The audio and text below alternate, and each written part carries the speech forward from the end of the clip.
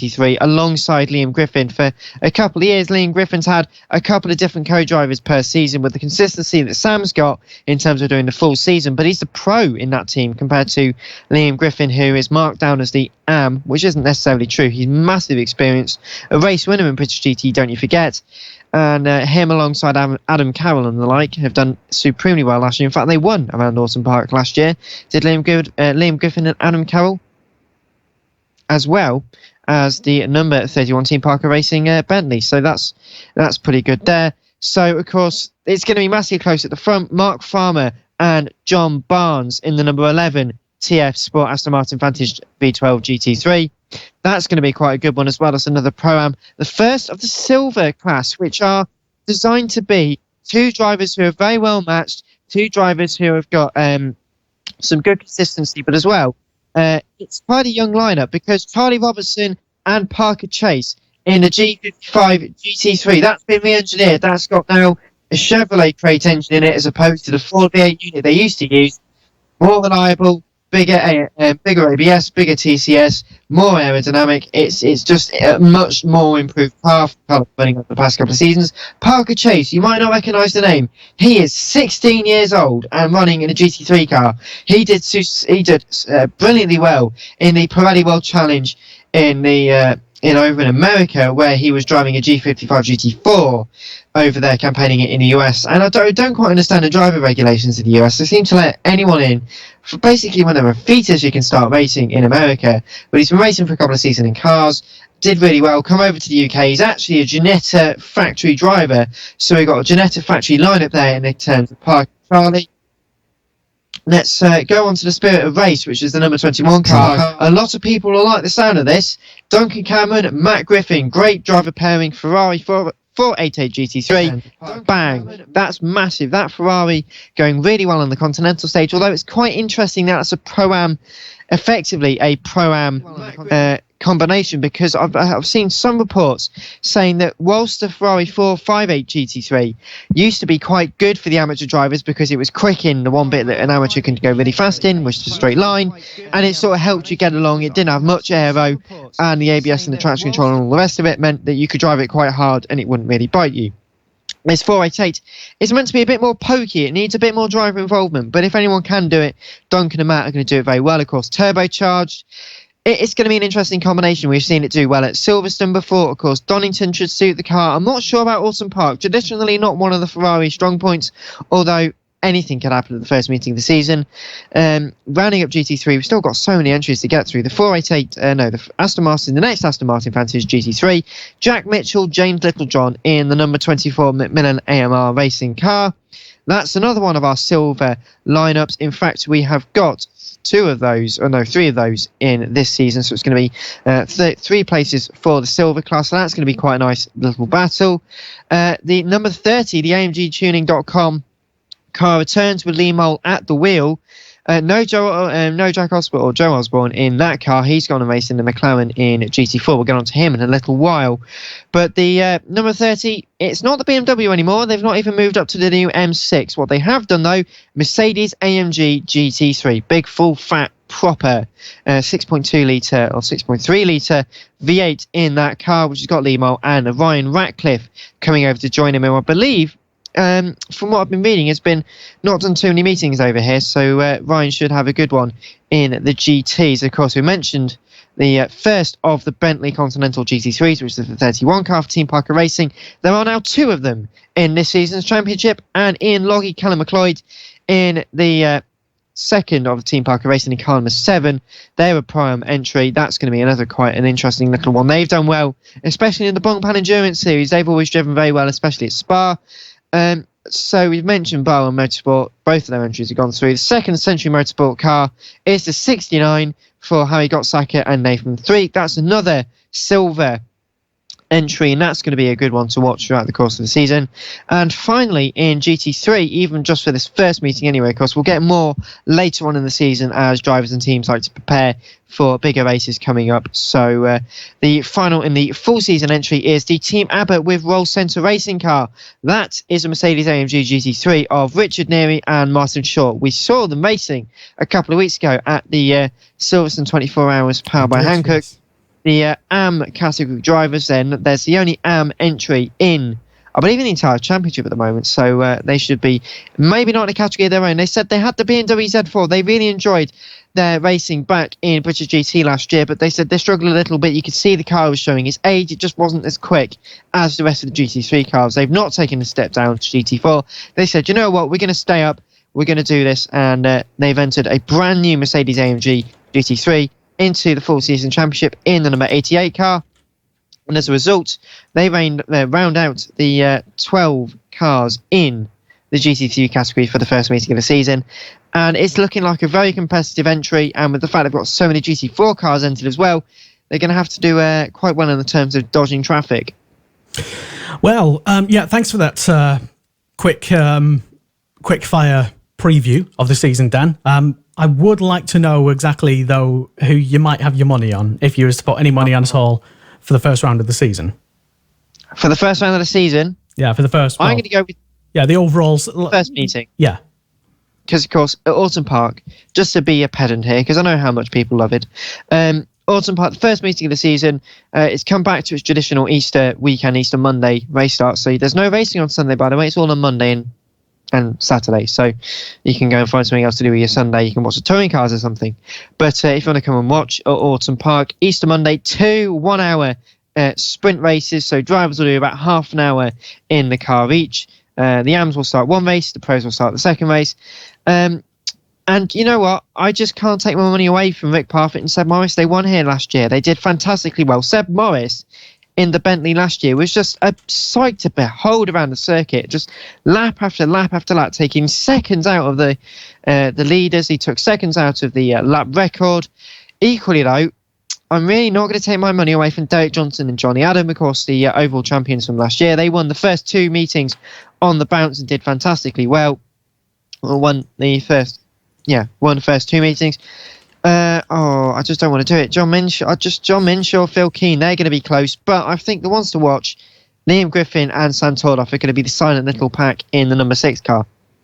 Well, interesting that you should say that Sam Tordoff is going to be one of the ones to watch, not necessarily the one to watch, because you chatted with him at the recent media day a couple of weeks ago, and there's sort of a load of people, by the way, who we also caught up with, and we'll be chatting to, coming up in just a short while, Kieran Haggerty and Sandy Mitchell. They're going to be right here. Kelvin Fletcher's on the way shortly. Well, when I say on the way, the interview that we pre-recorded with Kelvin is going to be on the way, is what I meant. Seb Morris is interview with him coming up later, and Sam Tordoff, plus Jamie Chadwick. By the way, then we move into Formula 3 preview of the season, because Jamie, as if you didn't know, has moved over to British Formula 3. She'll be explaining why and how she thinks she's going to get on. So that'll be interesting to see. And it is an interesting interview. She says a few interesting things. I won't give it too much away, but you'll be able to watch it and listen to it live here on Motorsport Radio. And plus Harry Hayek, who was racing in British Formula 4 last year for some of the season. He's back after going to Australia for the last part of last year. He's back racing in Formula 3 this time around for the full season. I caught up with him a couple of weeks ago as well. Plus Jordan Kane, who I believe has people watching right now live. So hello, Mr. Kane and Jordan as well. Manuel Mardo is coming up as well. Plus Aaron Decomberti, who almost murdered me by almost running me over in pit lane. Callan O'Keefe. You're not going to let him get away with that, are you? Well, I'll find a way to get him back. Don't worry. I'll find a humorous, editable, funny, I don't know, meme video. Amusing way. But yeah, basically, this is Monday Motorsport on Motorsport Radio. My name's Lester. Dan Marr is here with me. And as well as all that, we've got, have a look at some of the snippets from the show that we've got coming up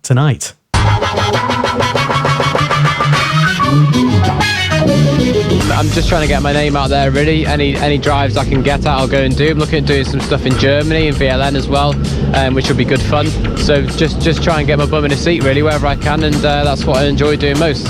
I think it's important to enjoy the journey and not to think about the destination too much, because I think when you get there, it's kind of, what's next, and it's the journey that you have to focus on.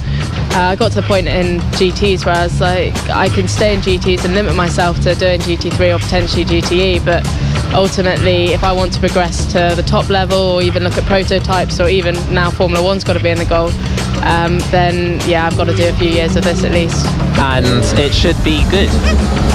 And almost literally did get almost run over then by Aaron Di Comberti as well, one name that we've not really spoken too much about as well. I don't think we will speak about him either if he's going to be running me over like that. But I tested the car, let's just say I wasn't fond of it. Sam, thank you very much for talking to me. So, I did get through the whole interview without mentioning Dubai. Anyway, I'll leave you before you get upset, but yeah, thank you very much, Sam. Thank you, cheers. This is Monday Motorsport with Lester Forbes on Motorsport Radio. Yeah, it was Dan Marr trolling Sam Tordoff bravely to his face about Dubai. Dan, why did you do that? Well, in all honesty, I completely forgot, but I thought I did joke with him beforehand. It was surprisingly enough was completely planned. Unsurprisingly, I'll take your word just for a it. bit of fun.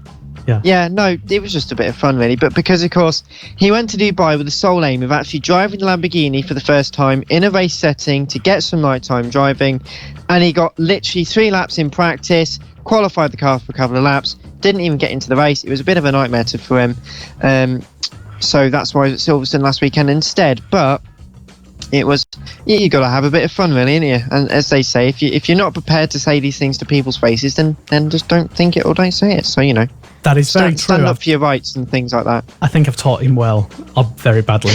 We'll wait and see. Yeah. Sam Tordoff coming up later. For now, though, here is your interview, Dan, with Kieran Haggerty and Sandy Mitchell. Do you have a quick intro into this? Yes, so Kieran Haggerty and Sandy Mitchell, of course, winners last year in the GT4 class, of course, with that brand new at the time McLaren 570S GT4. That was in development last year. It's exploded in popularity for this year. No less than 6 cars have been entered of that variety in the GT4 category for this year. So it's become a lot more popular, not just thanks to their driving. They have developed the car, and of course, with McLaren as part of their academy, they've been developing themselves. So I thought it'd be a good idea to sort of ask them about how the process works. Right, so I'm here now with Sandy Mitchell and Kieran Haggerty, and I think it's safe to say the McLaren has been doing quite well, even around Snetterton today on this media day. Yeah, we're looking good. I think everything's working well and setting some good laps, getting plenty of seat time, which is what you need at the start of the year. So yeah, everything's looking good at the moment. And of course, the pairing of you were really strong, especially towards, I think, Spa last year and towards the end of last season. You guys are going really, really well in the new McLaren, of course, at the development year for that 570S GT4. It's really taken off, hasn't it, Kieran? Yeah, absolutely. Last year being a development year, we were always going to have little niggles, but sort of towards the end of the season all started to come together, and this year we're hoping to just hit the ground running and keep going where we left off last year. And I think, how many victories was it you ended up last year? Was it 2, I believe? Yes, two victories last year, so good end to the season. Yeah, very good end to the season. Of course, I think, Sandy, it shows that the car does have a lot of potential. I think, is it 6 or 7? I think it's even 6 which have been entered full season for the British GT Championship this year. There's more which have gone on to the continent for the various SRO GT4 Championships. So I think it shows that the work done by you two, and of course let's not forget you. How old are you again? Just remind me. 17. You're 17. Yeah. You're 17. Yeah. You make me feel old. Yeah. So just put it into perspective. The development work that you guys have done last year has really shown the strength of the car, but really built in some good amount of sort of driver friendliness, I would suppose, as well. Yeah, definitely. I think the car's pretty good, a very good all-round car. Everywhere we go, we seem to be thereabouts. And yeah, once we got the few little niggles that you'd always expect with a new car, once we got them ironed out, we were really fast, and yeah, was able to put it into a couple of race victories as well. And of course, I think it was Graham Johnson earlier who was saying, the champion from last year's GT4 category, is saying that him and his co-driver seems to be getting older and older, and the rival seems to be getting younger and younger. So I suppose, you must have age on your side anyway. Yeah, definitely. We're both young pairings, so yeah, there's a few young pairings now as well. So yeah, we'll do our best to see where we can end up in the championship. And of course, Kieran, it's been quite interesting to see, as I said earlier, the development of the car, but how you guys have developed over the format of the British GT Championship. You got 2-hour races, 2 1-hour races, you got 1 3-hour race at one point in the season as well. So how do you believe that the levels of seat time you two have been getting, how do you think for you it's been helping you develop? It's been a huge amount of help, especially last year. Doing development work with McLaren as well has really helped with Sandy and I's development, and yeah, being involved in the GT scene last year, we then carry that over to this year and just sort of hit the ground running. And is it just British GT that the pair of you are going to be doing? Are you going to be doing any other endurance racing, any other sprint racing, or? For me, it's just British GT this year. Is it the same for you, Sandy, or? Yeah, at the moment, just focusing on British GT and see where that goes. And as we say, you've not had the most amount of experience out of some of the drivers on the grid, but I think the raw speed that you two have been showing, especially last year, if we go back to Spa last year, the first victory you guys took, you beat most of the European GT4 cars, and they get a lot more experience. They've got stuff like the Sin, the Maseratis, you've got loads of genetics in that as well. So I suppose for you guys, it's not just the car which has been showing how quick it is. Yeah, definitely. We were really fast. Silverstone and Spa, we qualified on pole, so we showed great pace there. Unfortunately, we weren't able to turn them into race victories, but the next couple of rounds were really good and managed to get a couple of wins after that. So it was great to finally put our raw speed into a race victory as well. And sorry, just bear with me. My mind seems to have gone blank. So yeah, as we were saying, it's an interesting one to see because the McLaren has been developing very well. The car's been developing very well. It seems very popular in the GT4 category. I know some cars, does it come with the ABS and the traction control that the rest of the field come with, or? Yeah. So it's I think it's quite suited to all kinds of drivers. You can from pro to amateur as well. So I think it's a very good all-round package.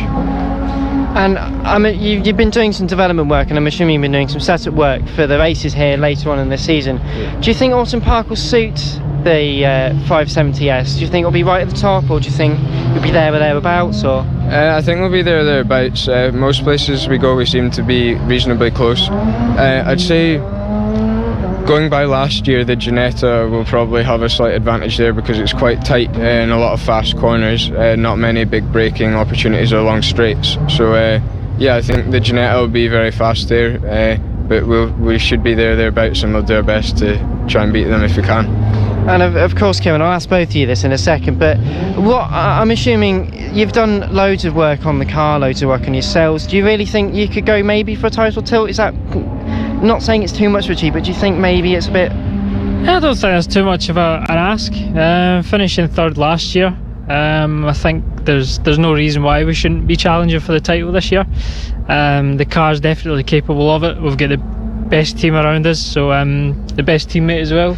So yeah, hoping to challenge for the title. I'm assuming you're agreeing with that, Sandy. Yeah, definitely. After good end to the season last year, so like Kieran said earlier, hit the ground running, and yeah, hopefully should be challenging for the title. And of course, you've been working with McLaren's development programme over the last 12 months. How has that helped in terms of driver coaching? I know you've got the likes of Andrew Watson working with you, but what sort of element does that add? I think a lot of people won't see the behind the scenes work that goes into driver development. So how much does that bring to a drive and a career effectively? Yeah, I think it was great last year, and being able to do the development driving and going out to places like Paul Ricard and Monza and some great places. So yeah, we've got a lot of seat time, and we're surrounded in great people, so I think it really brings you on. And what would you add to that, Kevin? I think being around the McLaren personnel, especially people like Chris Goodwin last year, who was at some of the tests we did for the development of the car. It's good having those people around. They've got so much experience in developing cars, and it's great to get their feedback and sort of learn from them, and I think that's been a big plus. Well, thank you both of you for your time. We'll catch up with you at Autumn Park. Best of luck and enjoy the last session here today. This is lovely weather today, isn't it? Quite rare for Snetterton. Yeah, not often. But yeah, thank you very much. Thanks very much. Thank you. That was Kieran Haggerty and Sandy Mitchell talking to Dan Marr at the very recent British F3 and GT Media Day a couple of weeks ago. And interesting driver pairing once again back together, Dan. And Sandy Mitchell making you feel a bit old. Yeah, well, all these young drivers do these days, and I don't feel very comfortable about it. It's when they start being younger than my sister, who is only 16, is when I start to really get upset. But they're a really fascinating driver pairing, and I think they drove really well together. They've gelled really well. You can see there is a little bit of banter between them. They do seem very happy within each other, very set with each other, especially, and that's crucial for endurance racing, this level and this kind of endurance racing, that you've got to be comfortable within a team, within a driver pairing, because if one thing doesn't gel, it can throw little things off. But if the little things are off, you can sometimes miss those big leaps where you can really find pace.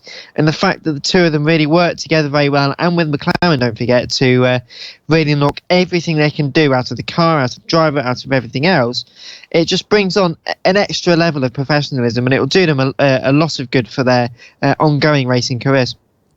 Well, if you're watching or listening live to our various streams that we've got all over the place at the moment, I'm told that we can't yet go on Twitter, on Periscope, because I pressed the wrong button and I'd have to end the whole thing and then go back on it, so we're not doing that. Maybe for next week I'll get it right. But we are on Facebook Live and on YouTube as well, and on some gaming channels as well. Thank you for watching. This is Monday Motorsport on Motorsport Radio. My name's Lester. Dan Marr is here with me, and we're currently talking about the British GT Championship in 2017, previewing the full season, which I, for one, am really looking forward to, because, as well, Dan, as you know, and as you probably know as well since you're watching, it's going to be almost all live, either online or live on TV. And there's a brand new live TV channel as well for it. It's no longer going to be on Motorsport TV. Just on... Yeah, it's on Frontrunner TV. That's the name. Frontrunner Television, yes. It's the new free to view, free to watch on Freeview and on Sky and the likes of that. Sports channel. It's not just a motorsport channel, although they've been gaining all sorts of rights all over the place. I think the last I heard, they've got British Rallycross, they've got various little bits and bobs in terms of motorsport coverage. Fun Cup as well has gone over. And yes, all of the UK rounds are going to be broadcast live, including the Easter Monday racing, which has not been shown live, I think, in a very long time, if ever, on television. So it's live television coverage for all but one of the meetings. The one meeting where it won't be live will be at Spa, so you can understand. And it's going to be fantastic. It will be live online, though, during the Spa weekend, so I'm told. Oh, will it? Oh, okay. Yeah. I did not know. See, I did not know that. Well, so you weren't paying attention during the press conference at Media Day, and I was, you see. See, I was trying to, but you kept poking me. So, anyway, we'll move away from that. But, so live television has brought something extra, and I think the championship coordinator, I'm not going to pretend to try and say his surname. I'm sorry, Ben. Ben. We'll call him Ben. Hi, Ben. Yes, because I tried saying his surname once and I think I got it horrifically wrong. But the championship coordinator was saying in the press conference, actually, that it's a massive investment that SRO have put in. It's not a case of a Satata Sport maybe coming in and saying, we want to show your racing, we're going to pay this, we want to show your racing, can you give this to us for free? SRO have gone out and looked for the deal. They've gone out, they've actually put a lot of money into it. And hopefully it's going to be some great coverage to the standard of the rest of their Blancpain coverage, the Endurance Series, the Sprint Series, all the other racing they do. It's fantastic to see that they're actually putting the time in to get it shown live, as well as highlights on motorsport.tv and on Channel 4 still, of course. And hopefully that will improve the reach. And, it will boost the championship profile massively. We'll get not bigger drivers, but maybe more high-profile drivers. We'll get even more. The series can only really expand from here, and it's going to be fantastic to see how it all works throughout the course of the season. I think when you've had drivers in recent past the likes of which one of the greatest ever Olympians, Sir Chris Hoy, racing in the championship. I don't think you can actually get any bigger unless it's a current Formula One. Ooh, I know someone who's free. Current Formula One world champion, Nico Rosberg. I don't think he'd do that well in a GT car, to be honest. Wow. Okay. Well, I think let's look at because I don't watch that much Formula One, but I did try and follow some of it last year. I think Nico's natural, not selfishness, but there's a certain level of driver that can adapt brilliantly to endurance racing. Let's look at Mark Webber, for instance, and Nico Hulkenberg. Oh, we don't want to get too much into like which Formula One driver. I was just mentioning it because I was just talking basically. But if you've got an opinion on which F1 driver would suit British GT, then get in touch. Get in touch with the comments, and we might put some of them live on the screen thing once I've figured out how to do it. And technical term. Yeah, once we've got through all the. Once we find a good comment as well. Hello to Chase Owen as well, by the way, who's watching, and we'll be talking to about him later. And it's his birthday today. Yeah, he's happy birthday, Chase. He's years old, and so yeah, congratulations and well done and all that. And he'll be racing his first Formula 3, British Formula 3 race this weekend at Alton Park, and of course we'll be there, and I'll be there reporting on it. But back to GT for now, because we've still got tons of interviews to get through. Dan, next one is Kelvin Fletcher, and by the way, I'll just preface this next one by saying that it definitely wasn't the battery on the camera that ran out. It's your screen. So I'm here with Kelvin Fletcher at the British GT Media Day. So welcome back to endurance racing, Kelvin. It must be a bit of a reprieve after the touring cars of a couple of years gone by. Yeah, it's a complete change for me, but one that I'm very excited about, and really happy to be here. Of course, you're no stranger to racing in endurance racing cars. You raced in Porsche GT3 Cup for a number of years before you headed towards minis and I think touring cars last year. How have you found sort of coming back to rear-wheel drive after a year in a front-wheel drive touring car?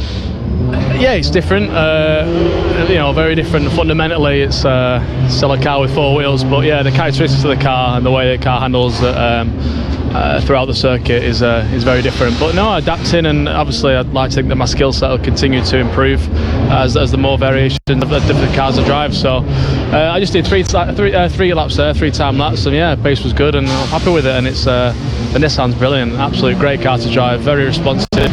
Very well balanced, and I just can't wait to get testing more. Of course, the Nissan, the GT4 Nissan, it's been around for quite a few years. It's not one that's been around for as little time, say, as the McLaren. The Ginetta, I know, has improved as well. What sort of updates have you done for the current rules onto the car? I'm not too sure what the team have done, but I know, my confidence is fully with RJ, and I think they're absolutely renowned for being a professional, very really competent outfit. And when it comes to Nissan, that's it's their pedigree, I guess. So the car for me is the first time I've driven the car today, and it felt brilliantly. It's very easy to drive, quite easy to find the limit of the car as well. So yeah, I'm all in all, I'm pretty happy with it. And this is just a slight dipping our toe into the water here. I think Thursday we've got a test, so we'll look for some real improvements there and try and get the setup of the car just right. But today is an opportunity for us to first of all see the car and get a little feeling of what it's like to drive as well. Of course, the competition in GT4 this year, of course, the two classes in the British GT Championship. The GT4, not the second, it can't be the secondary class anymore, can it? Because it's 18, 19 entries in the series. Yeah, I think 20 actually. 20? Yeah, it's I think it's testament to the championship and certainly to the GT4 how much of a good championship it is, and what it does bring and what it does offer for spectators and for the competitors as well. So I'm very excited, and I think there's 12 GT3 cars and 20 GT4 cars. So certainly, and the calibre of driver, the standard of driving is absolutely is astonishing, really. For instance, Martin Plowman is driving with us, the sister car. He's a platinum driver. He's won Le Mans. He's won WEC. He's an amazing driver. So he's kind of our benchmark, and certainly my benchmark as well. And I certainly expect that with a driver of that calibre, you're all able to share data, see sort of similar kinds of data, understand the setups, understand what the car's doing, sort of work towards the setups, and just sort of getting more consistent, getting more comfortable in the car, managing stuff like tyres. I know GT3 said they've got new tyres. Has there been any new rubber for the Pirellis, if you know, for the GT4s? Yeah, as far as I'm aware there has, but that was a big decision for me, deciding to race with Ultratech in the British GT this year. Was Martin Plowman was a huge coup, I thought. You know, I'm still 4 years into my racing career, so I'm very, very inexperienced when it comes to, you know, as to driving. So the British touring car last year was a huge step forward, and a little bit of a swimming in the deep water. But I was learning, and I was very, very happy and confident with how I progressed and what I did in such a short amount of time with no testing. So this year is a little bit less pressure, and working with an outfit like RJ and working with Martin Plowman, then I think it's going to pay. I'm hoping it'll pay massive dividends, and you know, 6 months from now, 12 months from now, then I'm going to be a lot more well-rounded and accomplished driver. So I'm assuming you're looking at stuff like GT4, GT3 for your next step in your professional racing career or your racing career? Not necessarily, no. I'm you know, there's nothing to stop me carrying on doing sprint races as well, and sprint championships, and you know, maybe making return to BTCC and other championships. So I've not really been too specific on what I want to do. I kind of look each year as it comes, but I know that this year with this team, you know, and there's a real plan with this team going forward, you know, within endurance racing, which I'd love to be a part of. But as well, you know, that's only 10 rounds in the year, well, 7 rounds in the year, I think what it is. So it's there are other free weekends and free rounds for me to go off and do other things. So for me, as long as I'm in a race car, front wheel drive, rear wheel drive, sprint, endurance, domestic or international, then I'll be happy. So has there been any events which you've been eyeing up? I know, for example, this weekend when this was recorded, it's the 24 hours at Silverstone for the Touring Car Endurance Series by Creventic. Have you been looking at events like that? Because I know they accept GT4 in the full fat 12-hour and 24-hour series, as well as the Touring Car Series. Is stuff like that interesting to you? Is that what you're looking to do? Very much so. I think that's the ambitions of the team. Certainly some longer endurance stuff, the 24 hours especially. For me, I've done one 24-hour race in a charity go-kart, and it was the toughest thing I've ever done. So I'm being realistic in my approach at the minute with regards to 24-hour stuff. Yeah, hopefully, naturally, that is the pinnacle, I guess, with endurance racing. But for me, an hour, 2 hour, 3 hour races with sharing the car with somebody else, that's something new for me as well.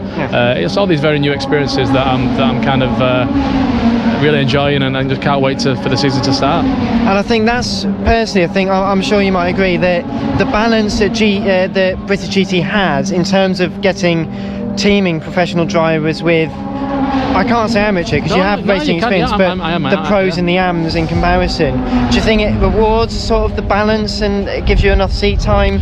Definitely, yeah. I think it's you know, I am classified as an amateur, and I'm a bronze driver, so I've been racing 4 years. Regardless of what I've done, I've taken huge leaps and huge steps, but you know, I'm still an amateur on paper, and I've still been racing. You know, I passed my ARS test in 2012-13, so yeah, a lot of these my fellow competitors in their 3rd, 4th, 5th year of racing, they were either still in a go-kart or in some good club championship. So but you know, for me, it's been big steps every time, and this is just another big step. I think it's a great championship, and like you say, like you touched on there, with the gentlemen, the amateurs, along with the professional drivers as well. You know, without gentlemen drivers, without the amateurs, there wouldn't be motorsport, really. You know, so we've got to appreciate that, and then there's some absolutely very, very capable amateurs out there.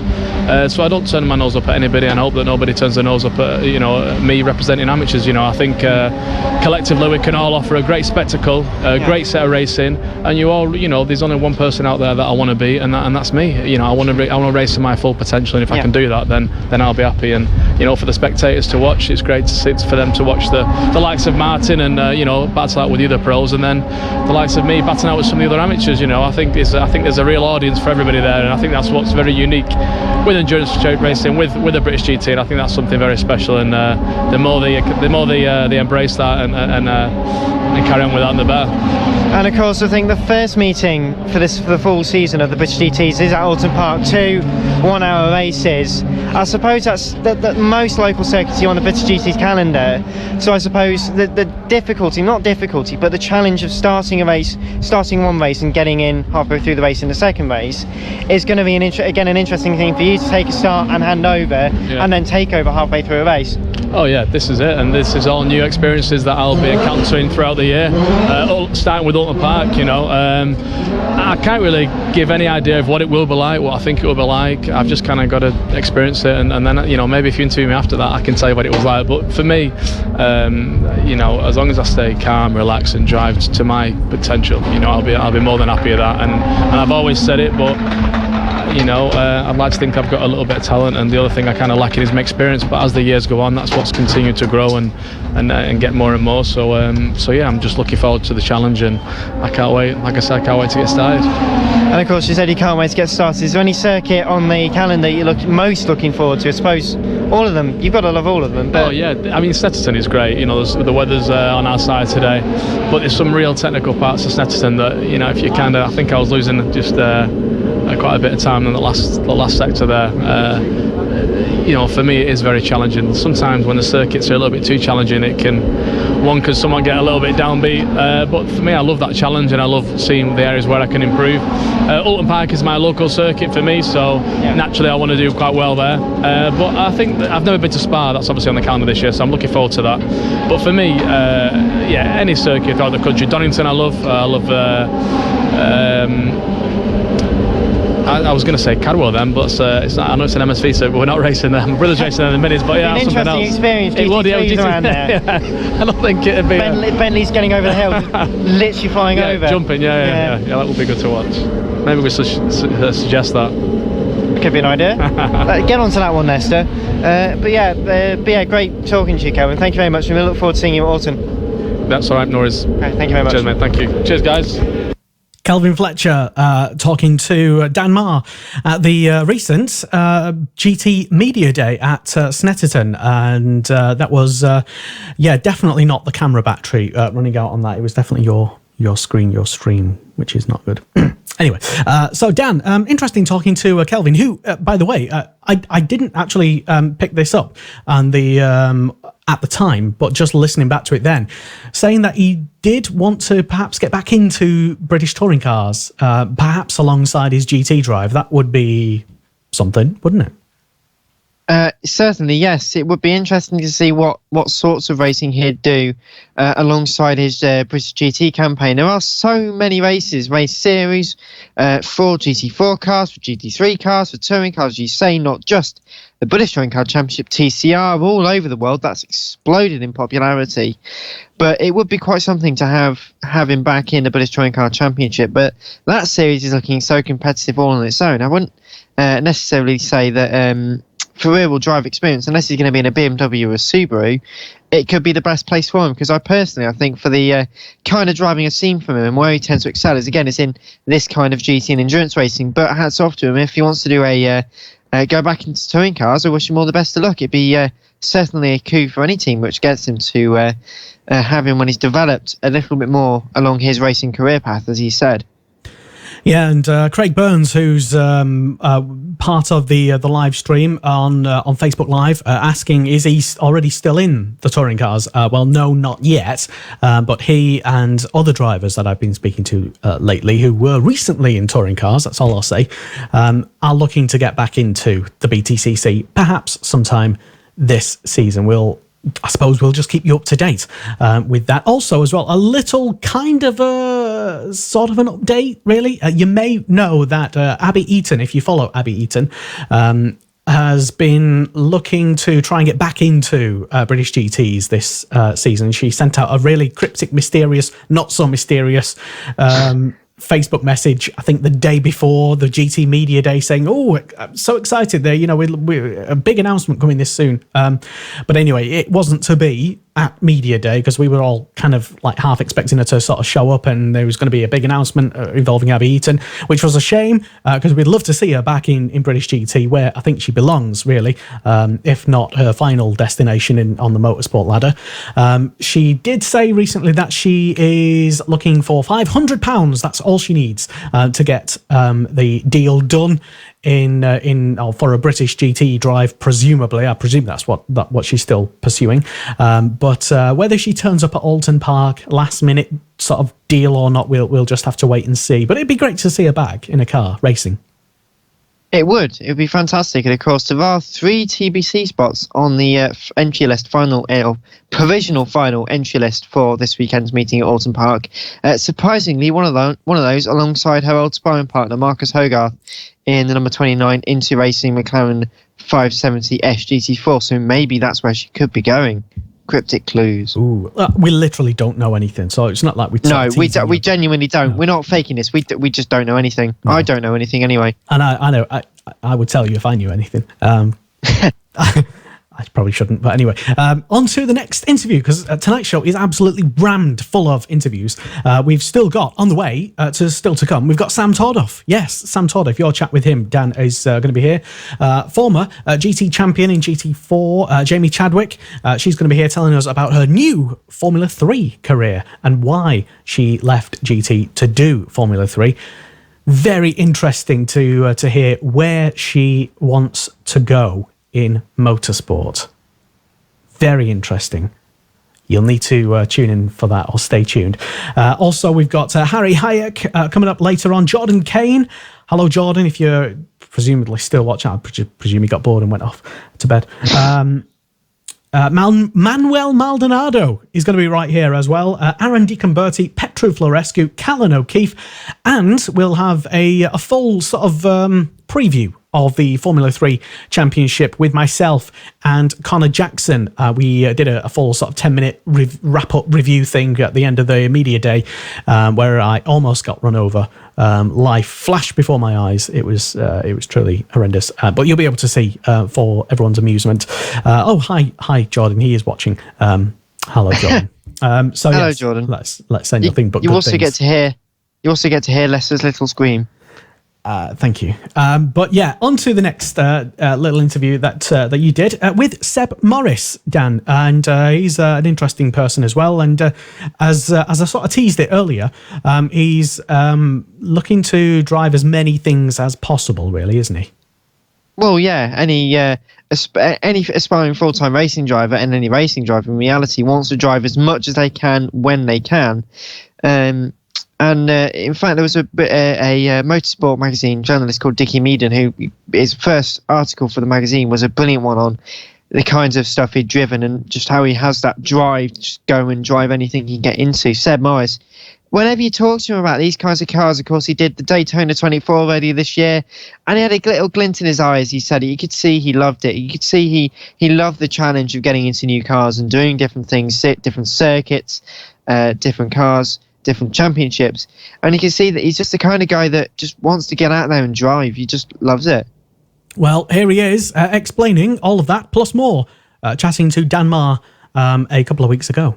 Right, now here with Seb Morris, and welcome back to the British GT Championship, second year in the category. How are you finding the sort of the GT endurance kind of racing compared to the single seaters you did start out doing? Yeah, I love it. I much prefer it. The racing's very good, all very close and fair. Our car's brilliant. We've made some further improvements throughout the winter, so I'm looking forward to the second year at it. And of course, one of the big starts to your year, in effect, was the Daytona 24 Hours, which was the fact you won the Sunoco Whelan Challenge, I believe, last season through British GT. So you got to go and drive in a full-fat, brand new P2 at Daytona for the 24. How was it? Yeah, the DPI was really good. I enjoyed every second of it. It's a different experience. You have to really change the way you approach a race. So you've got to be a lot more chilled out and really focused the whole way through. 2 or 3 hour stints I was doing, and the worst one was I was out in about 5 degrees C. It was night. It was absolutely hooning it down with rain, and I could barely see a thing. But it's all part of the fun. And I suppose sort of more endurance racing, sort of prototype racing. Have you caught the bug? Yeah, definitely. I'm just trying to get my name out there, really. Any drives I can get at, I'll go and do. I'm looking at doing some stuff in Germany, in VLN as well, which will be good fun. So just try and get my bum in a seat, really, wherever I can, and that's what I enjoy doing most. And of course, it was in fact last week that Bentley took a podium in the VLN. Second place they finished overall in the first VLN race. So the car is quick wherever it goes, isn't it? Yeah, exactly. The Bentley seems very fast in British GT and all over the world. It's a solid machine, and they're working well. And the M Sport and Bentley are doing a good job in setting up, and they've been helping us a lot throughout the winter with traction control and ABS and things like that. So it's all working well. So the time will tell. Come qualifying the first race, we'll see where we actually are. And of course you returned to Autumn Park, where I believe in May last year, the first round in the championship. This year it was the third round in the championship last year, or the third meeting of the championship last year. And I'm sure you've heard this quite a lot actually, but you were one to make history in the second race, you and Mick Parfitt, weren't you? Yeah, it was a great day in the office, that coming third and first. We could have won both had we not got stuck in the pit stops, so we know the car's really good there. So we'll try and emulate that and try and do a similar thing again. And we'd like to start the season on a high and lead the championship from the get-go, really. And were you expecting the Bentley to be so competitive, especially around Autumn Park? Because I don't consider it to be the Bentley strongest track necessarily, would you? Yeah, it turned out to be Bentley's one of the strongest. It just all depends on the BOP, what you get given each weekend, and obviously because we're such a big car, our BOP was quite fair there, because we only qualified pole by a couple of thousand, so that's in my terms it means it's quite fair. And then places like this were not fair for us, so you have your good tracks and your bad tracks, and sometimes with the BOP situation you don't know where you're going to be good. Sometimes you can go somewhere thinking you're not going to be that great and you're actually really good. So we'll see how it all fares out. It's just a question of being consistent throughout the season and just getting those podiums racked up, and which is what we need to do this year. And of course, the strength in numbers, GT3 stronger than it has been in a couple of years, not just in the numbers but also in the fact that the top four driver pairings, teams, cars have all come back the same as they were last season. It was one hell of a title fight, and I'm pretty sure you're going to be one in the mix with Rick once again.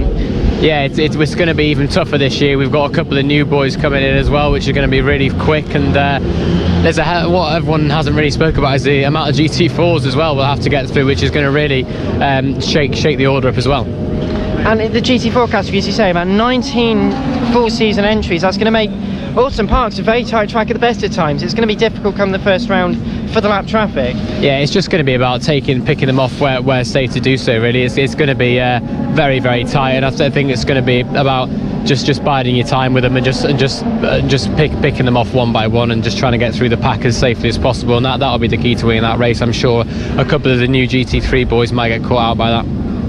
The Team Parker Racing team, of course, have expanded from one Bentley to two Bentleys. Do you think it's going to be strength in numbers for the team? Do you think having the extra car is going to be better for getting better data, better setups, more ease in terms of operation? Do you think it's going to benefit you guys to push on with Callum and Ian?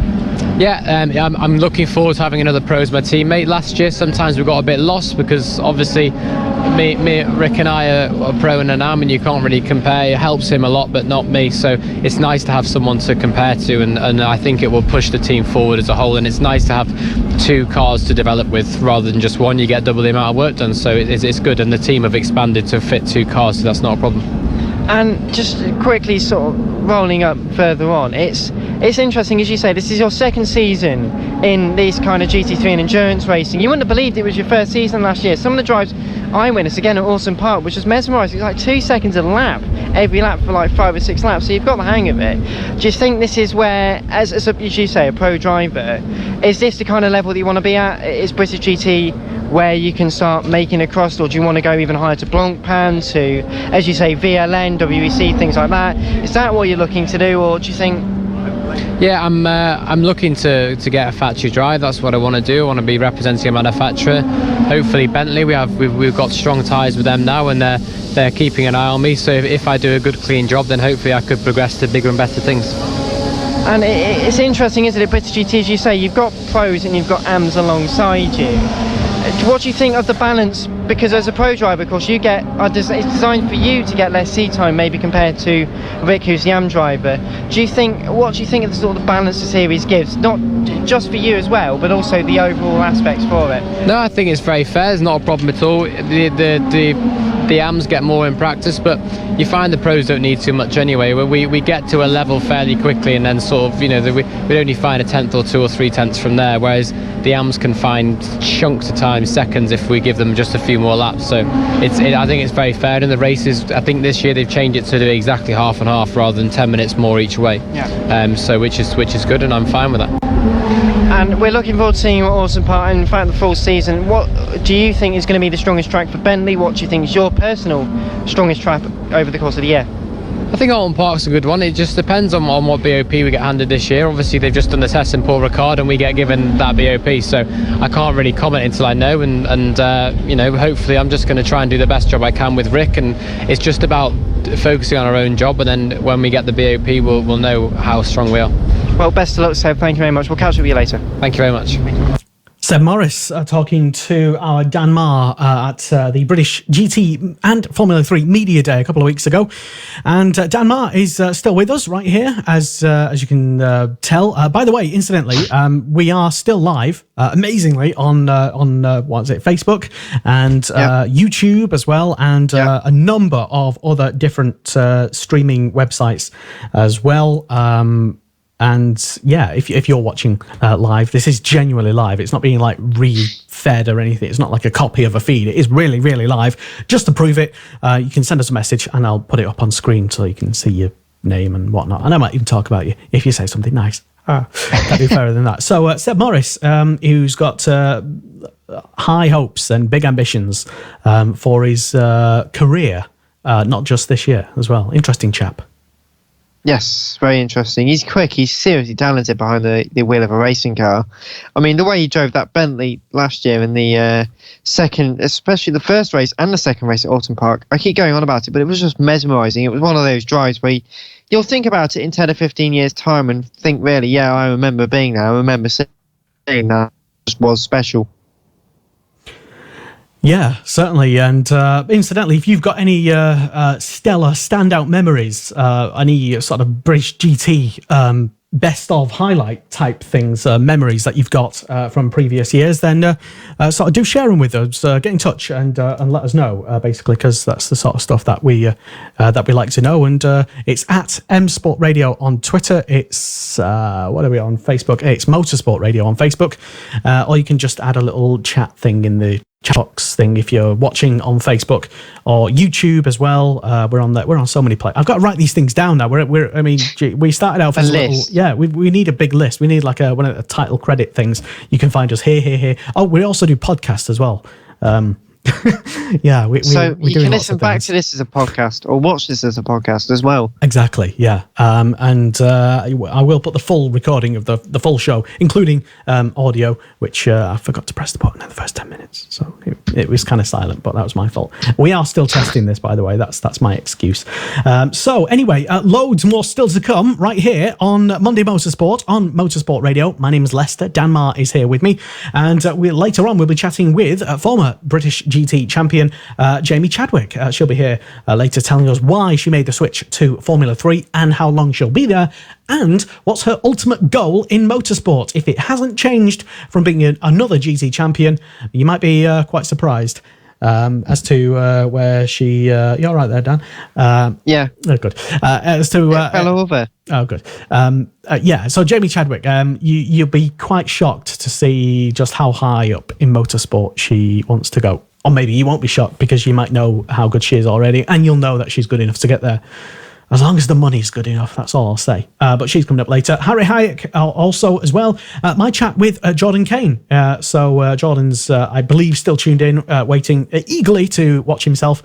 And hi, Jordan. Manuel Maldonado is going to be on later. And I think it was either Manuel himself who followed me on Twitter, or it was someone it was like his guy, whoever, or someone with a parody account of Maldonado. I can't imagine anybody doing such things. A parody account of Manuel Maldonado. That's just taking it a bit far, I would say. Considering that I didn't even tag him because I didn't even know what the Twitter thing was, I'm going to presume it was the real Manuel. So I think he's on to me.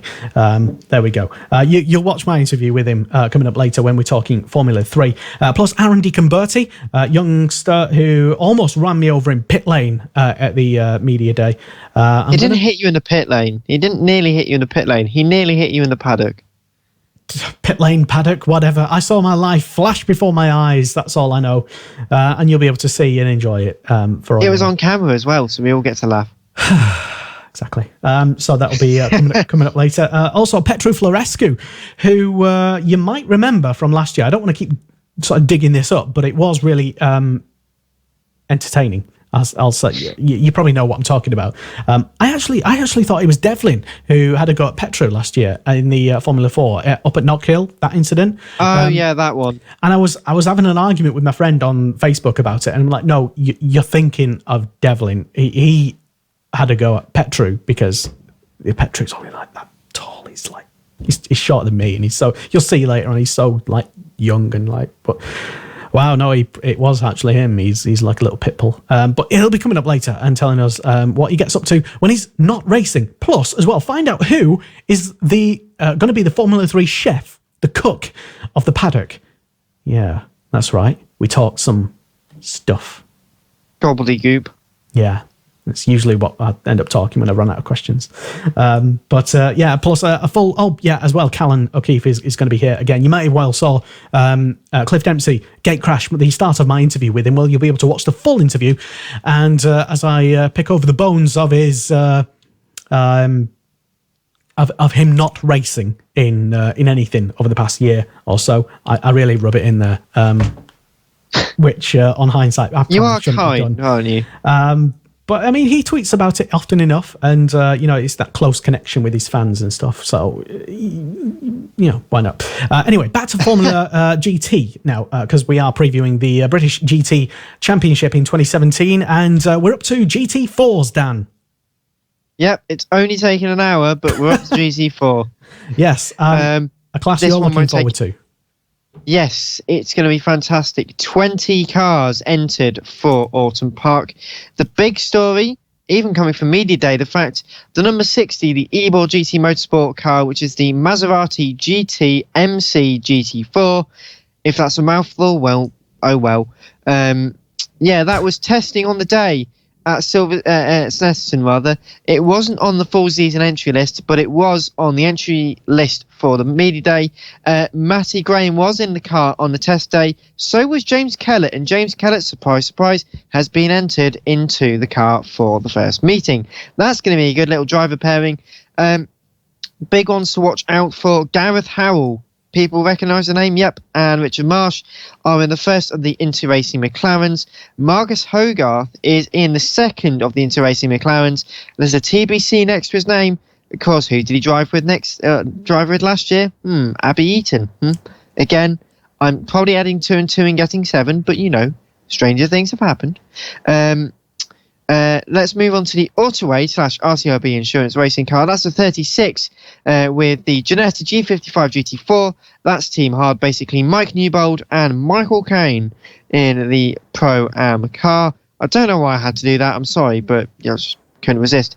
William Phelps and Jan Jonk are in the number 42 Macmillan AMR Aston Martin Vantage V8 or V8 Vantage GT4.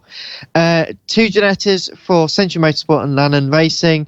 Steve Fresley and Jacob Matthijssen in the 43, the 51 for Alex Reid and David Pittard. That's going to be an explosive combination, by the way. Alex Reid drove very well last year. David Pittard knows the Ginettas brilliantly well as well. Richard Chaffinder and Martin Plowman. A Pro-Am combination in the Nissan 370Z GT4, the first of the Ultratech Racing Team RGN cars. Of course, Tim Eking partners Kelvin Fletcher in the number 54 Nissan 370Z. Another Ginetta, the 55 for the HHC Motorsport car, Stuart Middleton and William Tregurtha. 2 Ginetta Junior. What's the phrase you'd use? People who've left the series. Yeah, they've moved on. People who've left the series. Yeah. Yeah, no, there was a phrase I was going to use. Graduates, that's it. Graduates, it gets to me eventually. Graduates from the series, they've gone into the Ginetta G55 with HHC. HHC move up into the GTs. They've always run, I think they've run a couple of times in juniors. They run juniors very well. GT4 Super Cup they run in occasionally as well. Tolman Motorsport, David Patterson and Joe Osborne. Joe Osborne, of course, the same Joe Osborne who raced in the BMW last year, moved down to GT4, but it's offering him a whole load. He said anyway a little while ago he offered a whole load of great chances. Dean McDonald and Akhil Rabindra in the 59, Black Bull Garage 59, McLaren set 570S, Academy Motorsport in the 62 car, which is the Aston Martin V8 Vantage GT4. Matt Nicol-Jones partners up with Will Moore. Matt Chapman and Sam Webster are in the 63 RCIB Insurance Racing Ginetta G55. Team Parker Racing, 3 cars over the championship, 2 Bentleys and 1 Porsche Cayman GT4 Club Sport MR, which is the full fat version. Nick Jones and Scott Mulvin in that car. They've always driven very well together. I did watch Nick Jones spin at Snetterton though, but hopefully the season will go better than that. Very good pairing indeed. Adam Ballon and Adam McKay in the Track Club 72 McLaren. GPRM have entered the Toyota GT86, but there's 2 TBCs, so we don't know who's going to be in that car basically, so that might not happen. But would be great to see that car. You'll wait and see, basically. The second of the Black Bull Garage 59 cars is a Sandy Mitchell and Kieran Haggerty car. That's car number 100. 111 is the Anna Waleska and Mike Simpson of factory fame. Ginetta G55 GT4. That's the one that's often sponsored by the University of Bolton. Last, but by no means least, are the reigning champions in GT4. The Ginetta G55 PMW Expo Racing Optimum Motorsport car, which is Graham Johnson and Mike Robinson. They're going to be extremely competitive.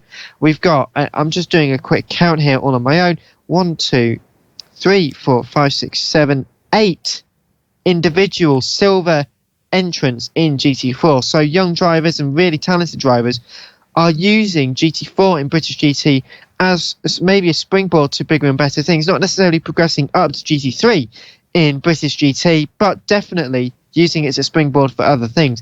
And I wouldn't be surprised, there's a little bit of a tangent, I would not be surprised at all, even in the next year, to see GT4 become the one and only class in British GT. But that's a conversation for another time. But 20 entries, 20 quality entries, that's what we're looking forward to this weekend at Awesome Park. 32 cars entered, and we'll just wait and see what happens.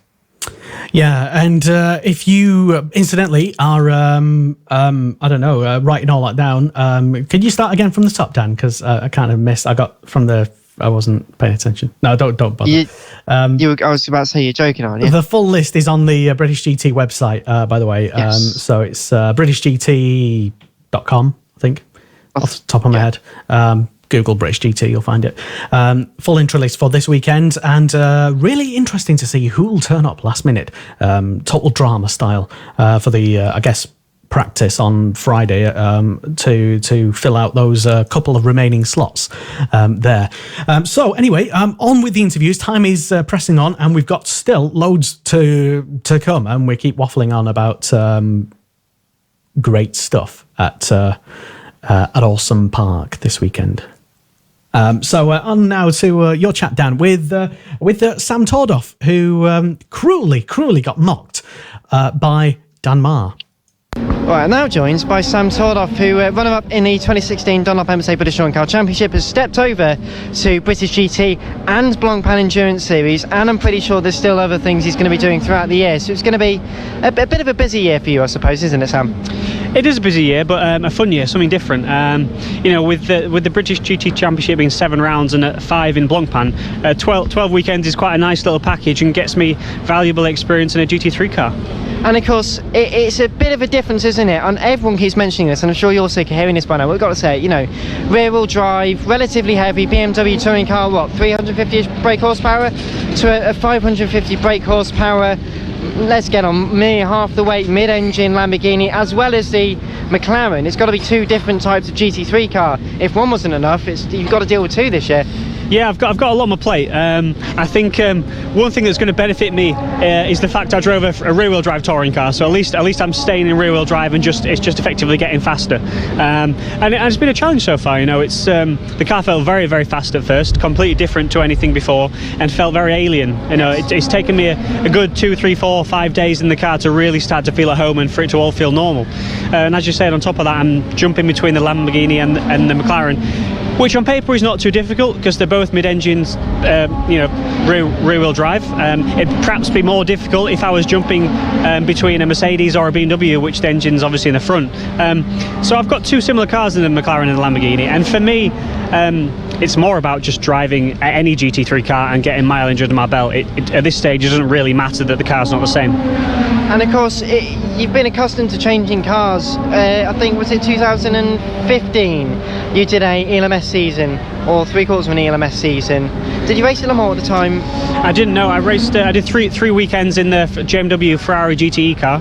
So I did a little bit, yes. But having then spent 2 years focusing on my touring car career at BMW, I'd sort of almost forgotten everything I'd learned. So it is going back in time, digging out the memory bank, and I'm really enjoying it so far. It was definitely the right thing for me to do. I'd done 4 years in touring cars. I needed to move on, and this is presenting me with a whole new bunch of challenges and two fabulous cars to drive. And of course, let's talk first about the Lamborghini, the British GT Championship. Of course, it's the media day here today, so might as well. Lovely warm conditions here at Snetterton. I'm sure you're not used to it, but it's been interesting. The Lamborghini's been an interesting car over the last couple of years. The Gallardo, the original Gallardo, wasn't as popular in GT3, but the Hurricane has just seemed to have taken off everywhere. I suppose having a team like Barwell, who do run in the Blancpain as well as a British GT Championship, that wealth of knowledge throughout the team, it's got to be a benefit for the setups and for you. Yes, a huge benefit. I've done a lot of testing in Europe over the winter, and there's many Lamborghini Hurricanes running all over Europe. So they're gathering data all the time. Not only that, it shares a common platform with the Audi R8. So there's a hell of a lot of Audi R8s driving through Europe as well. And so between Audi and Lamborghini, there's so much wealth of data to be had. Barwell have an affiliation to the Lamborghini factory team, so we get a hell of a lot of support from back in Italy, and we've always got Italian engineers with us. So again, we're always at the front of the queue for any updates in the Lamborghini, and I've really enjoyed it. It's a good car, it's a quick car, it's obviously a very striking looking car, a fabulous looking thing, and together with me and Liam, I think we've got a great package. And of course, Liam has worked with the likes of Adam Carroll before and done very successfully. So do you think you two are going to be able to keep up that consistency? So top 4 teams, drivers from last year's championship and cars as well, all come back for more. So I suppose it's going to make the championship tilt not difficult, but more challenging. Oh, without a doubt, more challenging. But this is a British GT. It's not easy. There's an array of fabulous drivers at the top, really top blokes. The likes of Johnny Adam are racing factory cars in the World Endurance Championship. These guys really know their stuff. So we're not expecting it to be easy, but we're confident in our package, and we're fully committed to finishing in the top 3 of the championship this year. I don't really want to settle for anything less than that. Neither me nor Liam are here to make up the numbers. I came off the back of losing the British Touring Car Championship by 3 points, and we want to be going into that last round at Donington Park with a shot of winning it, hopefully leading. And of course, you're not just doing British GT, you're also doing the Blancpain Endurance Series in the McLaren with Stracker. And as you said, there are differences. Turbocharged mid-engine cars opposed to the Lamborghini, which is a naturally aspirated, big, naturally aspirated engine. I know it might not on paper seem like a lot of a change, but you've said you've been doing testing with both over the course of the winter. So how's that sort of click between one and the other? Has that been easy for you to manage, or has that been difficult? Or it was difficult in the first instance. It's becoming more easier as I build up that wealth of knowledge and understanding. But generally speaking, 2 very good cars, 2 very good teams, and again with McLaren, obviously we have support from the factory. So for me, I've got 2 fabulous seats in 2 fabulous race cars, and I just need to just keep pounding around, keep getting the mileage in. We've got some more testing planned before the first round, and doing Blancpain as well in between the British GT season is going to keep me sharp and keep me fresh. There's lots of circuits in Europe that I haven't been to yet. I've never even been to Spa, for example. Really? Literally never been to Spa. But by the time I'll go race there in British GT, I will have already tested there as well in Blancpain. So I'm getting extra mileage all the time, which is going to be useful. I'm assuming you're doing the Spa 24 as well? Yes, I am doing the Spa 24, which will be my first ever 24-hour race. So I'm really looking forward to that. And yeah, just for me, this year is about enjoying myself, about ticking some of the circuits off the list that I've always wanted to visit. I was testing at Monza last week. Again, never been there before. Fabulous circuit. So for me, this is a year of enjoying it and racing some great cars. And of course, GT3 has always been known as a great platform for drivers and for manufacturers. Have you been looking at stuff like the prototype racing? I know Seb Morris did the Daytona 24 early on this year. Is that the kind of thing you ultimately aspire to in a couple of years' time, or is it GTs you're solely interested in? GTs is where I want to stay for the time being. Prototypes does look fantastic. I make no bones about that. Me, having never driven a single seater, I'm not used to that level of aero that you get with a prototype racing. By all means, I'd love to have a go in one, and to test an LMP2, LMP3 car is one of my dreams. Yeah. But no, at this stage, I want to try and forge a career out of GT racing, and I really have to prove myself. Having come from a touring car background, nobody knows me in this paddock, so I have to start again and establish myself as a good driver. And of course, it's the first circuit, Autumn Park, very tight, very twisty. Does suit the Lamborghini. It won in race 1 last year, but of course you've got nearly 20 GT4 cars in contention in that category. The traffic is going to be quite difficult to manage, I expect. Yeah, it's going to be very difficult. Again, new challenge for me. I've never had to dart through traffic of a different class before, so that's going to be interesting. But we had a really good test there at Autumn Park a few weeks ago. I love that circuit. It's one of my favourite circuits, and the car was great there. So hopefully we can put it on pole for Easter weekend and start as we mean to go on. Well, it's certainly going to be interesting. Sam, thank you very much for talking to me. See, I did get through the whole interview without mentioning Dubai. Anyway, I'll leave you before you get upset. But yeah, thank you very much, Sam. Thank you. Cheers. This is Monday Motorsport with Lester Forbes on Motorsport Radio.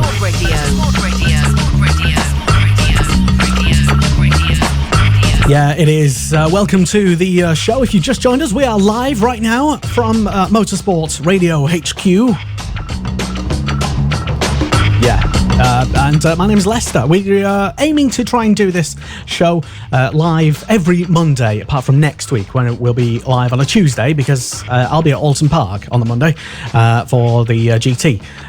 But Sam Tordoff there talking to Dan Marr, and still to come on the programme, we've got loads and loads of more interviews, as well as we sweep into the British Formula 3 season preview. We have Connor Jackson, the checkered flag journalist and presenter. He joins me in the paddock later on to sort of preview, and you get the pleasure of watching me almost get mowed down by Formula 3 drivers as they sorry, what was that, Dan? Nothing. Yeah, I think you was looking forward to watching me get mowed down. Anyway, it's coming up, a big preview with Formula 3 coming up very shortly. But as a perfect segue into British Formula 3, here is a GT champion who, of a couple of years ago, she's entering Formula 3. And I think she's still only 18 years old, 19 years old. It's Jamie Chadwick. And she's done brilliantly so far in her career to win GT4 in British GT. And also, I think she won whatever class it was at the Silverstone 24 Hours, the Dunlop Endurance Series, which was Britcar, is now the TCE Championship. Anyway, she competed in that, I think, in 2015 and came first in whatever class it was. I don't know. Overall, I think she won. Was it overall? Okay, well, even better then. So yeah, Jamie Chadwick, I caught up with her at the recent F3 sort of media day and at Snetterton to ask her exactly why she's entering Formula 3 when she's already a fantastic champion. So it's the British Formula 3 media day, and it's 2017, and I'm with, as you can see and hear, British GT champion Jamie Chadwick, now racing in Formula 3. Hello, welcome. Yeah, thank you. Yeah, a bit of different change of direction for us this year, but yeah, here at the media day is sunshine, and so looking forward to it. So why the change in direction? Why this? Why now? I think, yeah, a lot of people ask me that question. I think a lot of young drivers go straight into single-seaters before later in their career progressing into GTs. I took a bit of a different turn for a few factors and went straight into GTs, which worked really well for me initially. We had quite a bit of success straight away, but there's a lot you learn in these kind of cars for driving-wise, technically-wise, so yeah, there's a lot I was missing out on that I felt like I still needed to learn in my sort of driver's toolbox, so to speak. So yeah, just felt like I needed to do at least a few years in a car like this to really sort of nurture my talent, so to speak. Well, it's something that a lot of people, without sort of sounding disrespectful, didn't have you down as a Formula 3 driver. Just simply because of your supreme talents and success in GTs. People would have thought, okay, previous champion, surely, you're going to be aiming to stay in GTs. Did you try and stay in GTs, or was this a surprise that came up?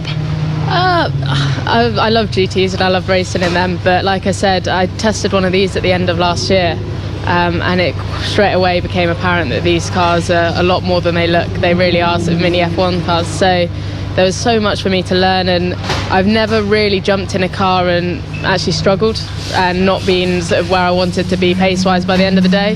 And to me, I saw that as a bit of a challenge, really. So I was kind of like, no, I really want to master this, get good at this. And you look at all the top GT drivers as well, later on in their careers, they've all come through single-seaters and been successful. So I got to the point in GTs where I was like, I can stay in GTs and limit myself to doing GT3 or potentially GTE, but ultimately, if I want to progress to the top level or even look at prototypes, or even now Formula One's got to be in the goal, then I've got to do a few years of this at least.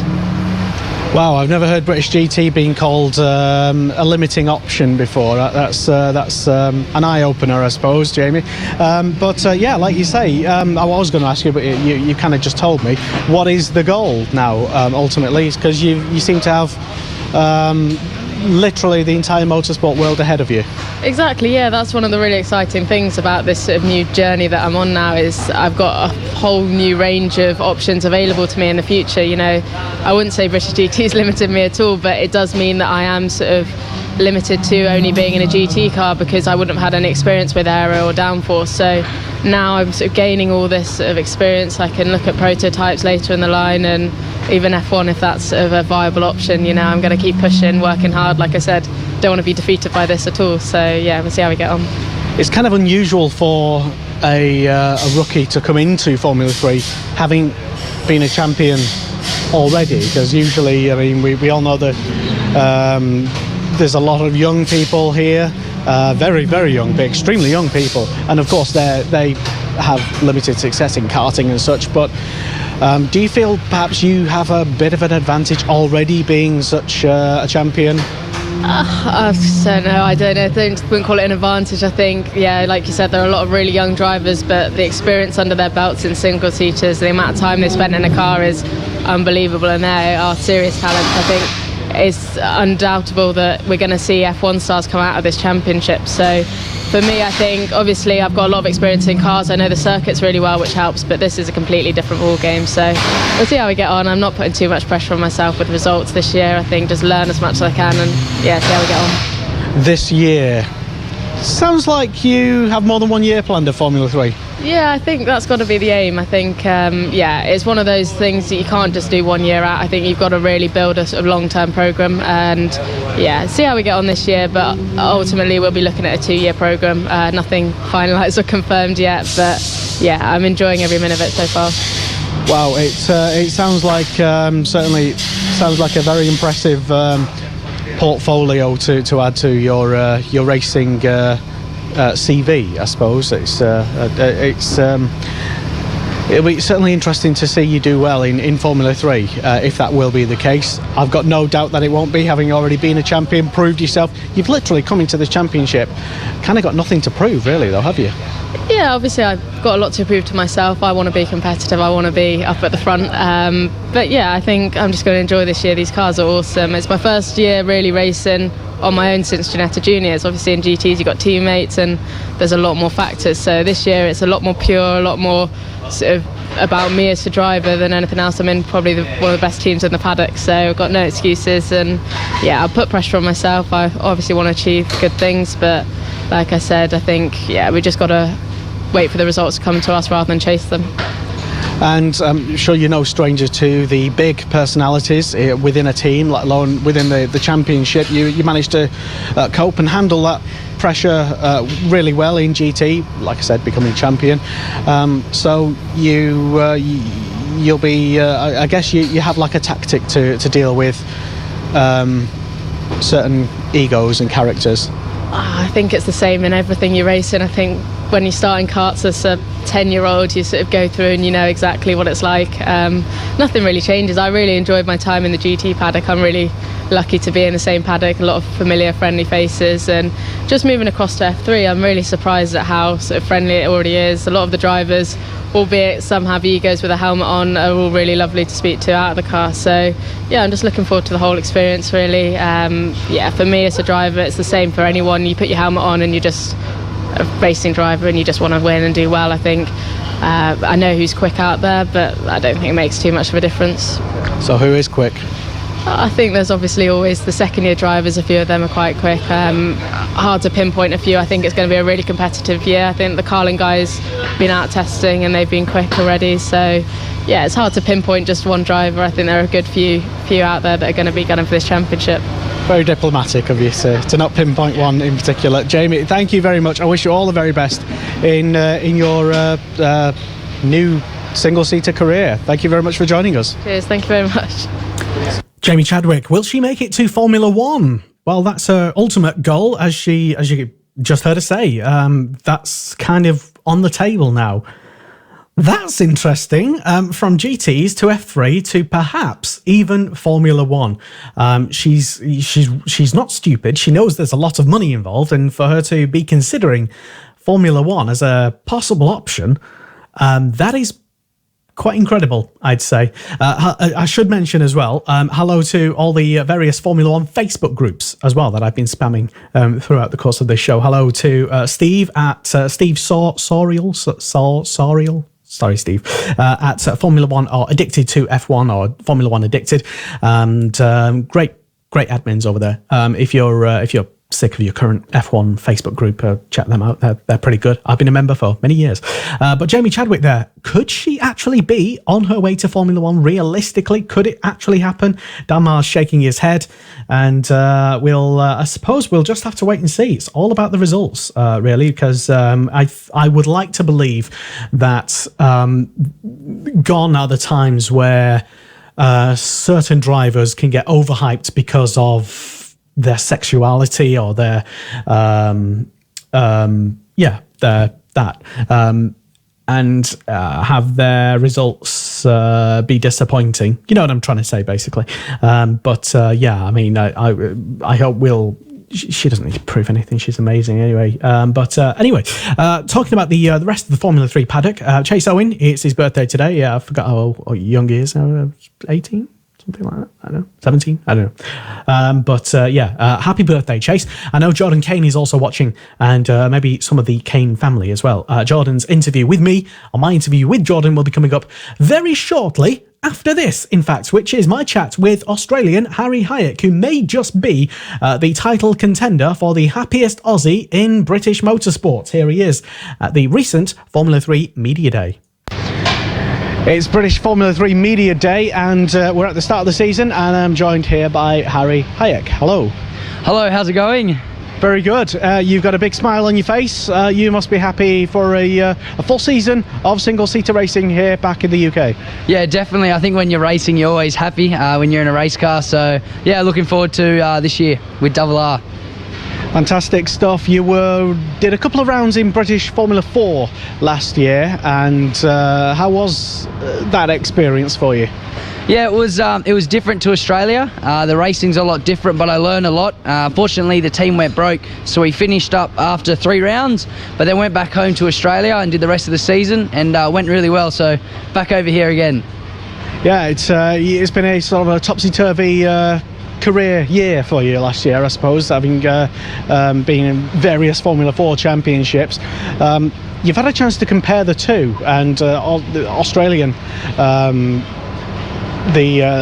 CAMs have been very good at promoting there's been almost like an Aussie takeover of single-seater racing here in the UK with yourself and Lewis and others as well, and Thomas from last year as well, and now you're here in Formula 3 doing the full season.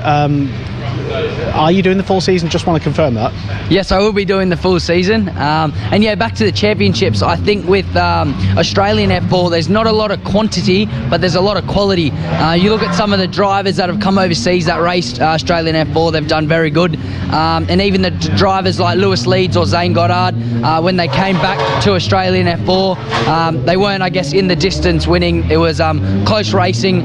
So it's very good, but then also to come over here, like I'm over here, I'm living the dream, overseas racing cars, so I'm happy, and yeah, I'm really looking forward to this year. Hopefully, well, we will complete the whole season, and really confident with such a great team behind me. Yeah, you certainly seem very confident, and from your initial experiences already in this Formula 3 car, how's it been for you? How well, I notice you have a smile on your face. Is that always your default position, or is it just these cars in particular? No, that's always when I'm in a car out of track, but these cars, they're mega. They've just, they're not quite like an FIA F3, but just the budget and the money for value is just really good. They're a lot of fun to drive. The brakes, acceleration, the grip, everything, they're the full thing, so a lot of fun. What is the career progression goal for you? Where do you see yourself sort of ending up? Yeah, well, really, we're just taking it year by year, see what happens. Hopefully I can do the best I can this year, get some good results, and someone can come pat me on the back.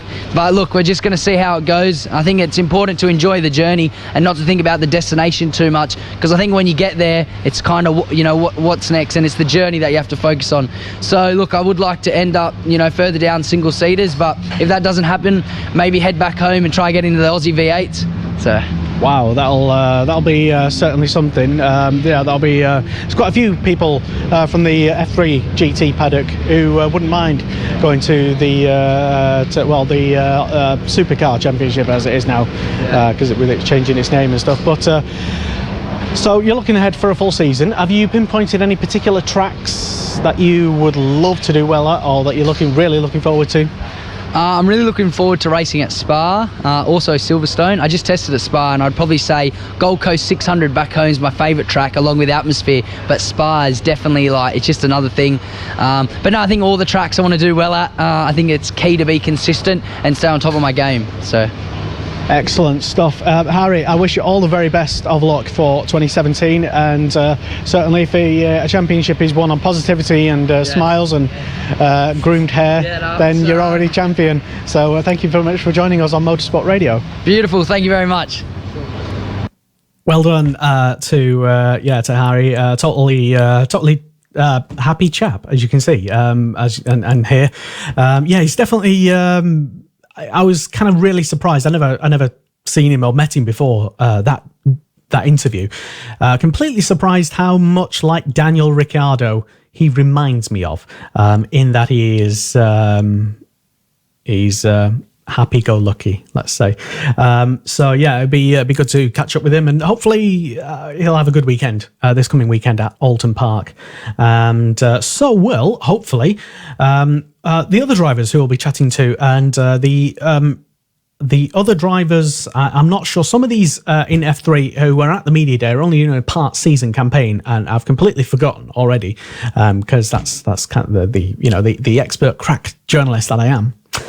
Which are not going to be racing at Alton Park. However, Jordan Kane, I'm told, it was just a little bit too young to be racing at the first round. He will be competing the end of the season, but I'll let him tell you that, as well as some other racing that he'll be doing as well. Plus, as well, the bombshell. Which championship did he not like? It's Motorsport Radio. I'm Lester. I'm here at the British Formula 3 Media Day at Snetterton, at a sunny Snetterton, and I'm here with Jordan Kane in a very bright fluorescent race suit. Jordan, great to see you, and welcome to British Formula 3. Thank you. Yeah, it's been a good day here. We had a lot of mist in the morning, but decided to heat up very nicely, unlike most British weather. But yeah, it's been going really well. You've been racing mostly in the abroad for most of the past year or so. How do you think that's sort of helped you get here? Well, obviously, I went to America actually because it was the only option I had at the time. So I went to race cars at 14 in single seaters. So I did Formula Ford over there, and to be fair, I just wanted to get out of karting and get into cars as quickly as possible. And I had a really successful year in 2015, and 2016 was pretty hard because there was financial issues with the team and repossession of the team, bankrupt. So yeah, but we're back home. I am British, but I've never been able to drive any of the British tracks, and so far testing been going really well, and I can't wait for the start of the season. So why British Formula 3? Like you say, you had perhaps, I'm guessing, other options and better connections elsewhere in North America. So why here, why now? Well, obviously I know that you can do MSA Formula at 15. But I tested the car, let's just say I wasn't fond of it. No offence. But you've already said it now. So I decided to do another year in the States, which was a full season. I could do it at 14 in a higher class. But yeah, British F3 for me was the best value for money of a car, and obviously it's got F3 status and, you know, more power. The F4 deal was kind of would be a slower car for me if I didn't do USF 2000, which is what I did last year in the States. So yeah, it's just a building thing. I mean, my ethos is I want to get as high as I can in the single-seater route, and then if I have to then make a sidestep to GTs or LMP, it's just, at the end of the day, I'm building for a career. I don't really care, as long as I'm doing... A professional. Yeah, as long as I'm doing what I love for a job, then I couldn't really care. Well, that's a healthy attitude to have, I suppose, going forward. I suppose you already know that so many people coming from single-seater formulas do end up in GTs of some description, and they do end up making a career out of it. So yeah, I mean, I suppose from your point of view, if you're just racing something and winning something, that's great. Yeah, I mean, at the end of the day, you're always building for a career. I mean, every driver I know his goal is F1. But obviously finance is a big issue in that and getting there, so it's quality of life. You can't be chasing, you know, some people chase money all their life, but you got to chase a quality of life. And if you're doing what you love, whether that's in GTs, sports cars, LMP, single seaters, then that's the life really. It's better working than working behind a desk and, you know, not enjoying what you do. Yeah, sound advice for everybody, I suppose. Just do more of what you love, and if you love it, you'll enjoy it until you won't have any regrets, I suppose. You might be a bit poorer because of it, and especially if you're doing motorsport, because that is not cheap at all. But Jordan, you've mentioned that you did Formula Ford in the States. Why not Formula Ford in Britain? Well, at the time, I wasn't old enough to do, well, I'm still not old enough to do British Formula Ford over here because it's 16. But I will be making a couple of appearances, because obviously with the partnership with Cliff Dempsey Racing, who's had so much history in the Formula Fords. I will be doing the Water Haze, the Ford Festival this year. They're just such fun cars to drive, because obviously there's no aero, you know, old mechanical HPAN gearboxes, and yeah, that's the reason why. I mean, America, I was familiar with America because in my childhood I went on holidays there. Well, I say childhood, I'm still in my childhood, but when you were slightly younger. Younger, yeah. So I was familiar with the culture over there, and it just seemed like the best fit for me at the time. Fantastic stuff. Is that Walter Hayes confirmed? Is that have you announced that? Have you just give us a breaking news something? Yeah, I mean, I'll be doing a lot, well, a couple of races in Formula Fords, but you will see me at the Water Haze and the Ford Festival. Excellent, you heard it here first. Jordan, I wish you well in 2017. We will keep up to date with you and track your progress, and we'll still see if this bright fluorescent yellow suit is still bright and shining at the end and clean at the end of the season. Thank you very much for joining us on Motorsport Radio. You're welcome. Thank you. Well, you heard it here first, I think. Jordan Kane saying that he's going to be competing in this year's Walter Hayes Trophy and the Formula Ford Festival, and that he tested the British MSA Formula 4 car, and he wasn't that enamoured with it. Anyway, Dan Marr still here with us, but he's leaving because he's got to go to bed shortly. But Dan, it's been fantastic to have you on the show, and your first appearance on Monday Motorsport. Oh, well, actually, your first live appearance, because of course she was on last week. I was on, and you'll be on next week as well. So that'll be we're full of Dan Marr's appearances. Good God. So yeah, I guess I'll see you at Alton Park is what I'm saying for the GT. You should go before I get myself into any more trouble. Do I get to say goodbye? You can do, yeah. Okay. Well, goodbye everybody. Yeah, thank you very much for having me on the show, Lester. I've quite enjoyed it. It's as you say, first live appearance on Monday Motorsport, and I'll slowly get better back on the show. It's nice being back on a show. Yes, we're obviously at Alton Park for the opening round of the British GT and Formula 3 Championship. We'll probably have little bits and bobs from all the other support series. Do we get to see another Dan's documentary thing? You know what? I think the last one was somewhat successful. I had a whole 5 views on it. So I think we better not disappoint the 4 people and my gran. So I think 3 of those were me, though, to be honest. Okay. So I better not disappoint the one person who actually watched it.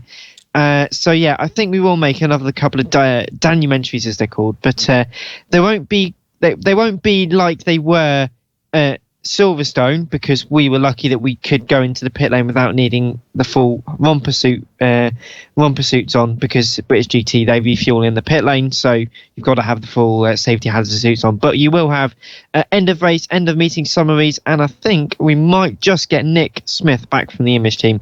We'll get him back on camera, and I think he'll be a good one, as British GT is one of his fortes, so that should be a good one. But thank you very much for having me on the show, and I will see you all next week. Yeah, next week. Next week, by the way, we're on Tuesday, not on Motorsport Tuesday. Yes, exactly. Or Tuesday Motorsport, as it will be for one edition. But Dan, thank you very much for joining us. It's been fantastic. And right now, by the way, we continue our Formula 3 season preview by chatting with Manuel Maldonado. It's Lester Forbes here at the British Formula 3 Media Day at Snetterton, and I am very pleased to be able to say that joining me is Manuel Maldonado. Hello. Hey, how are you? I'm glad to join British F3. It's going to be a great year for me. Obviously, a lot of progress we've been making through the winter series, and hopefully we have a great year this year. Yeah, certainly. And it's your is it actually your first time racing this season in the UK? First time I'm going to be racing in cars in the UK. I've done karting, but this is going to be my first single-seater British Championship, so very excited for it. So you're a complete rookie for all the circuits in the season this year. How do you think you'll fare against some of the more experienced drivers?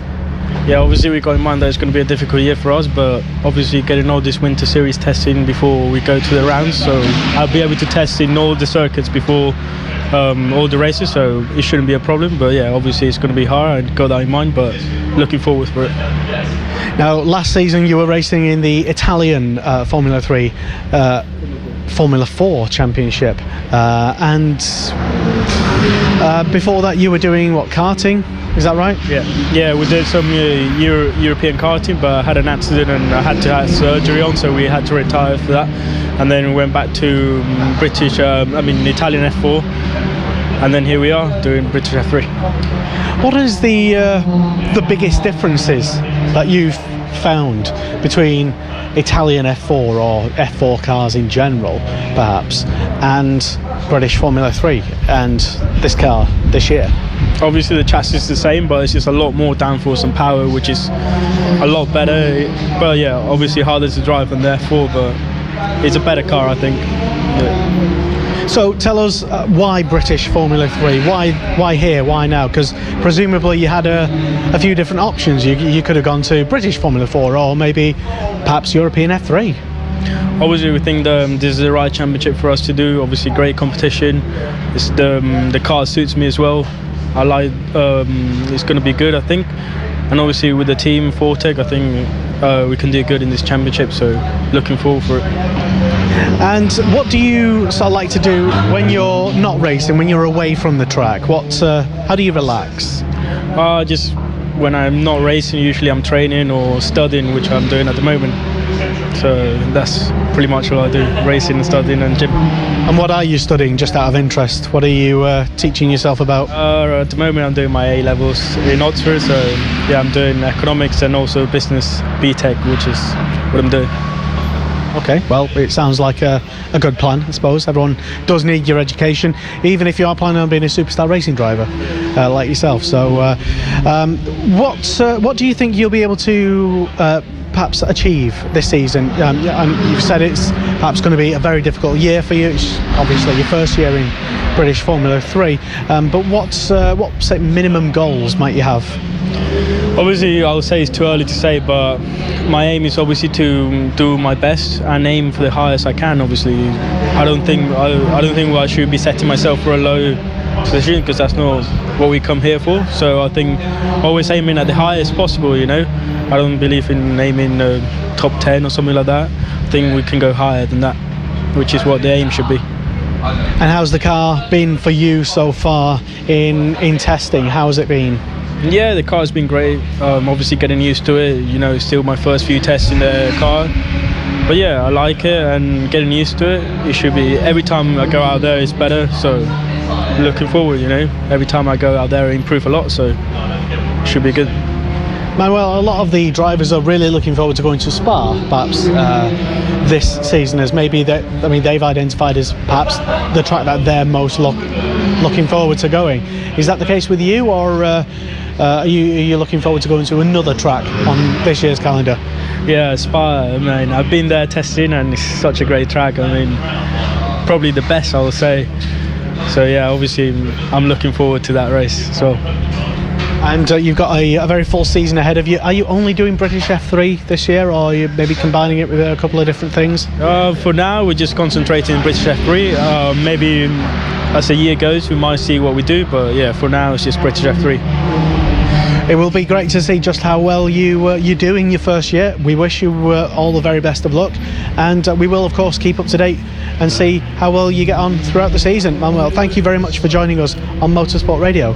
Sure, thank you very much as well. Good to hear from Manuel Maldonado making his debut in British Formula 3, and I caught up with him exclusively for Motorsport Radio at the Formula 3 Test and Media Day at Snetterton a couple of weeks ago. On to our next chat. I know I just want to keep firing these interviews out because we kind of overrun a slight little bit with chatting to Dan about GT4s and stuff.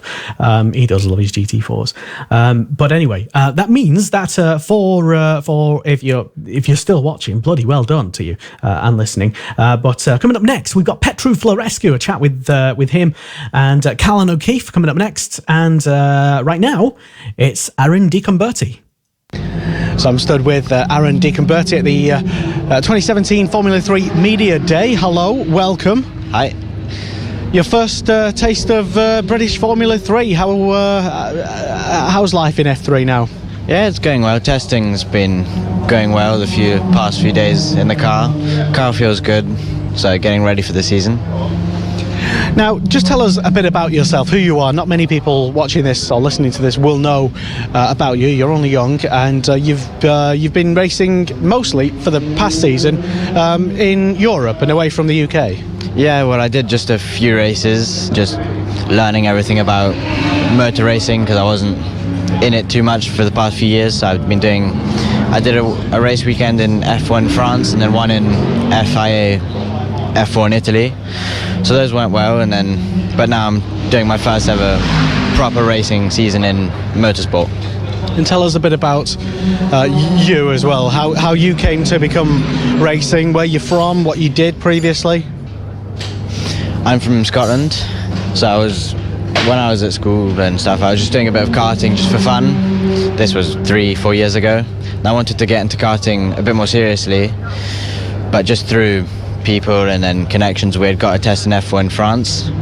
So I started there and it went well, so I've just been building on that ever since. Then just continued my racing, and now I'm here for this year. Slight strange progression into F3, I suppose, having started off in France and a couple of the continental Formula 4 championships. How come you did that instead of the, I don't know if there is a traditional route perhaps, maybe like British Formula 4 instead? Why not that route?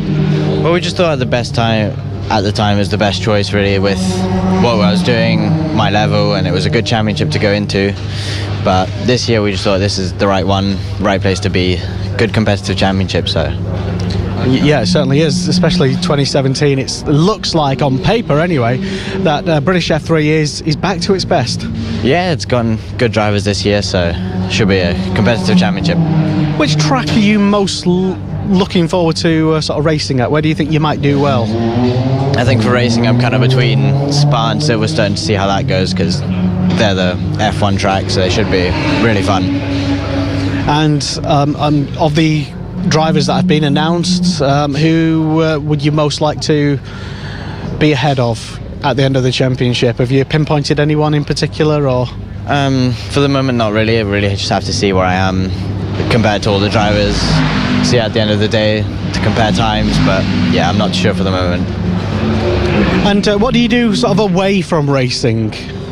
Away from racing, at the moment it's not too busy, but I've been doing a bit of cooking lessons, just something that I've been into for a bit, and yeah, just training, the normal stuff really. Cool. Well, what do you do with are you going to be known as like the F3 sort of chef sort of thing? Don't really think so for the moment, not this year, but I'm just learning a bit here and there, just in case, just have something on the side. Oh, it sounds interesting anyway. It'll be a great British race-off, I'm sure. Sorry, I had to say that. It's cheesy as hell, I know. But Aaron, thank you very much for joining us on Motorsport Radio. Thank you. So cheesy. Why did I say that? Great British race-off. Anyway, that was Aaron DiConverti. You probably don't know him, but he, as he explains, has been racing mostly in Europe and karting and such and thus. And again, I say this quite a lot, watching all the interviews back. It'll be really interesting, and I genuinely mean this, to see how well he gets on. Going into the first round at Alton Park, it's a completely open book, I suppose, for him and everybody else. I'm sort of, as well, sort of half expecting there to be a couple of very, very last-minute late driver announcement surprises as well, given the number of spaces that there are still to be filled on the grid. Is that the polite way of saying it? But anyway, Aaron DiConverti, who's got literally a whole career ahead of him, either in the kitchen or on track. There. You're watching and listening to Monday Motorsport. My name's Lester. Thank you very much for pressing play and not deleting it or reporting us.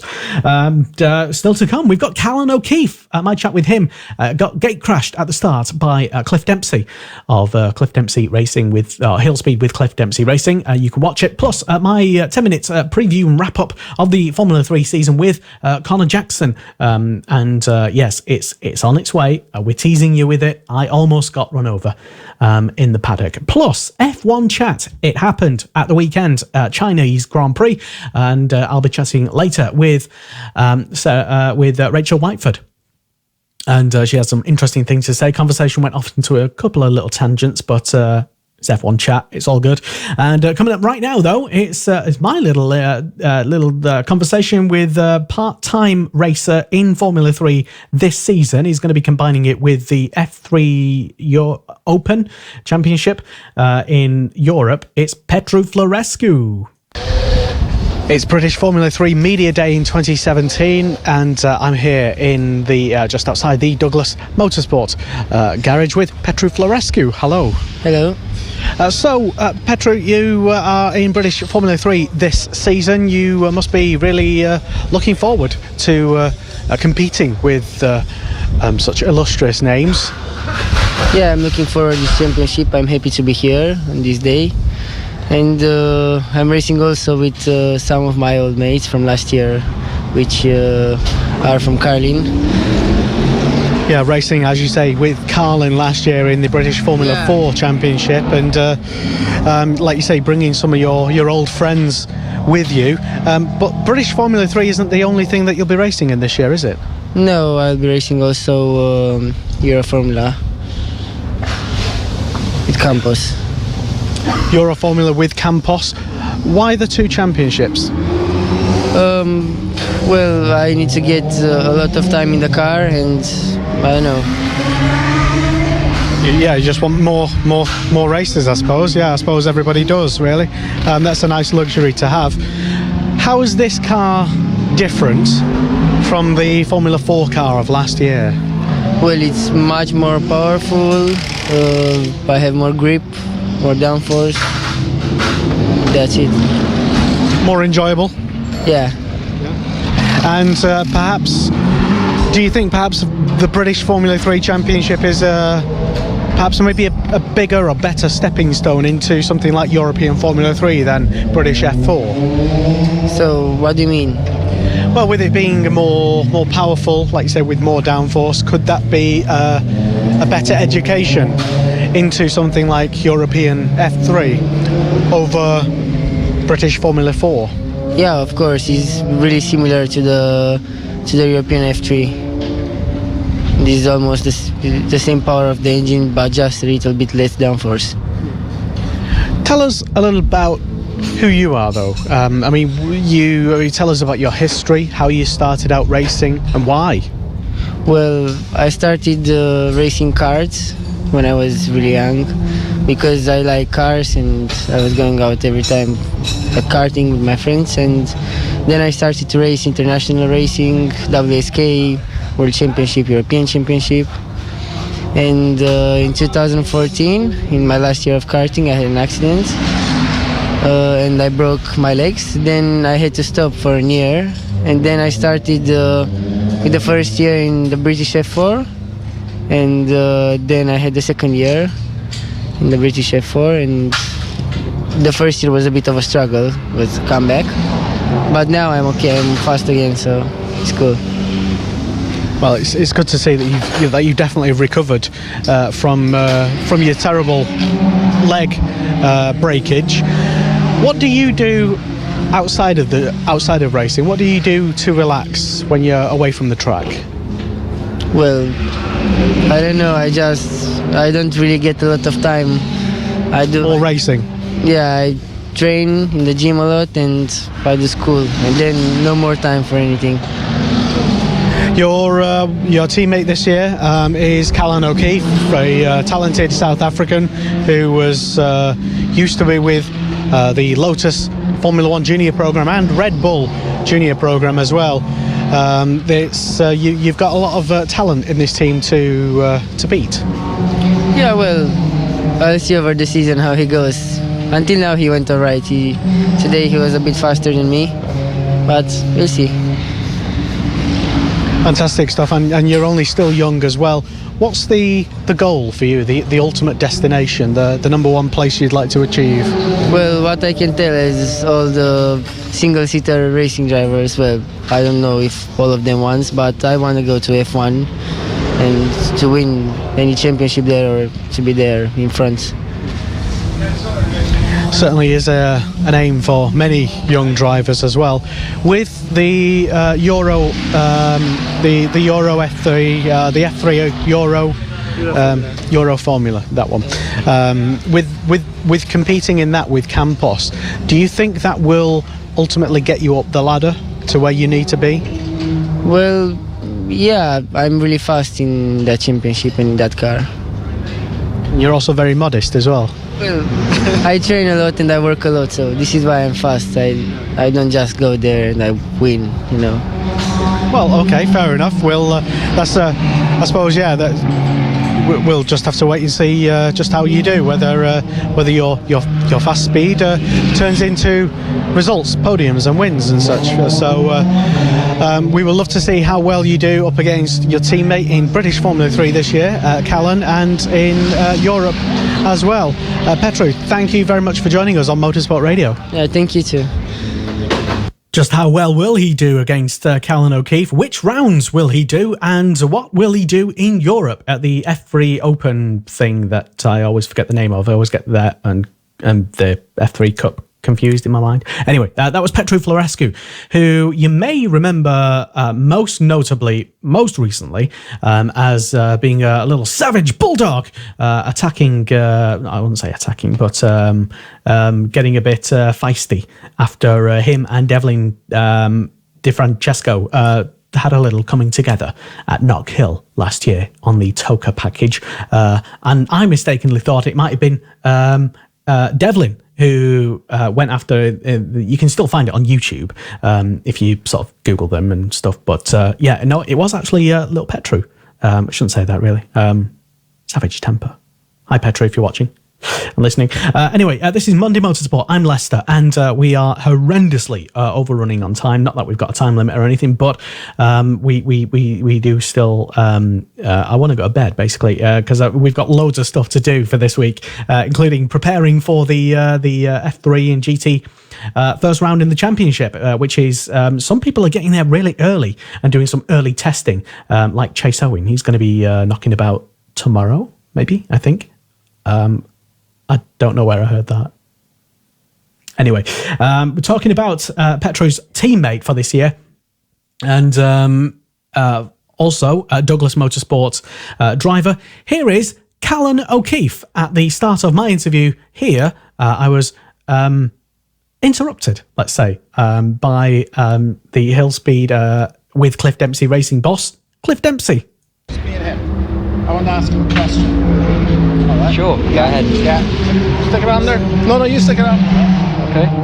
I don't like where this is going. I do. All right, so joining me for my Callan O'Keefe interview unexpectedly is Cliff Dempsey. Hello. How are you? Yeah, I had to come here because I need to ask this man a question, because you know where he comes from is probably one of the best rugby teams in the world. But unfortunately, get back here. I just want to ask him which the only team that have beaten them, and I think it was 18 matches, and where they come from.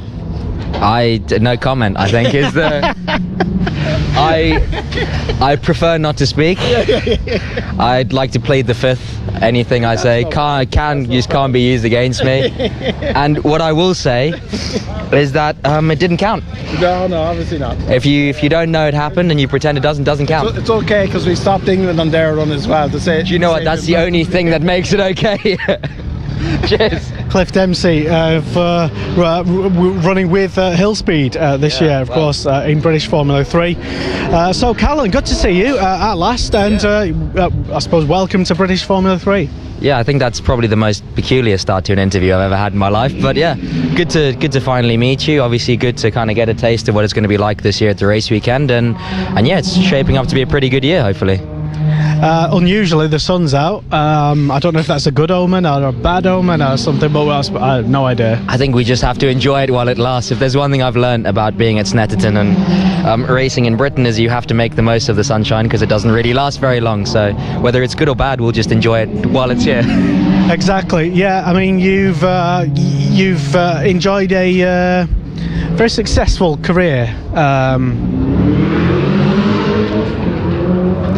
Very successful career. I'm trying to keep it positive. But for those who don't know, basically, Callan is wearing his old. It's the new black and gold suit that I have. The new black and gold of Douglas for this year, of course. Yeah, fresh hot off the press, and you didn't notice the old. But yeah, basically, you're running on a bit of a budget, and.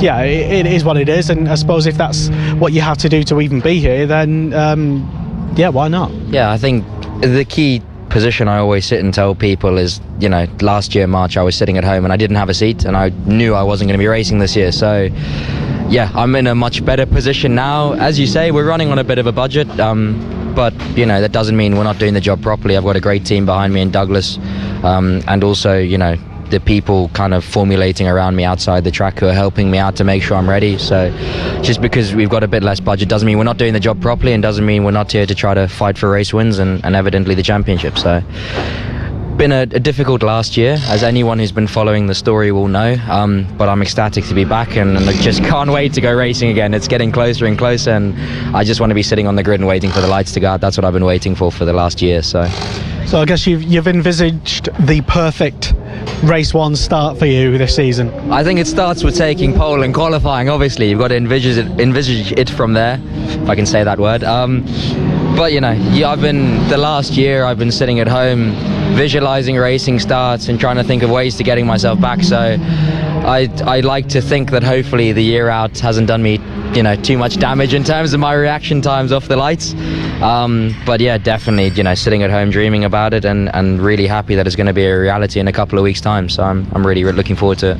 Yeah, certainly. It was kind of painful for your followers as well on social media, who you're very interactive with, to follow you, having like you say, spent many months out.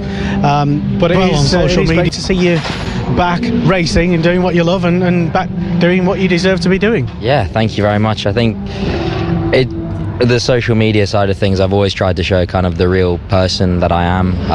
You know, not try to put like a wall up. I just want to be who I am, because that's it. And I think it was, you know, if you followed it, you got an idea of just how difficult it was last year. But on top of the negative of that comes obviously the extra positive of when it goes right. And I think that's the main thing, is we're back now. We're close to going racing.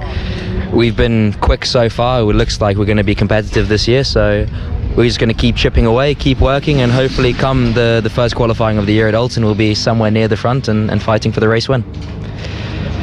So that's the perfect weekend that you've envisaged for yourself. Nice and modest, I would say. I don't think it's envisaging it. I'm not sitting here making predictions. No racing driver comes to a racing track and goes, I'd love to finish 6th.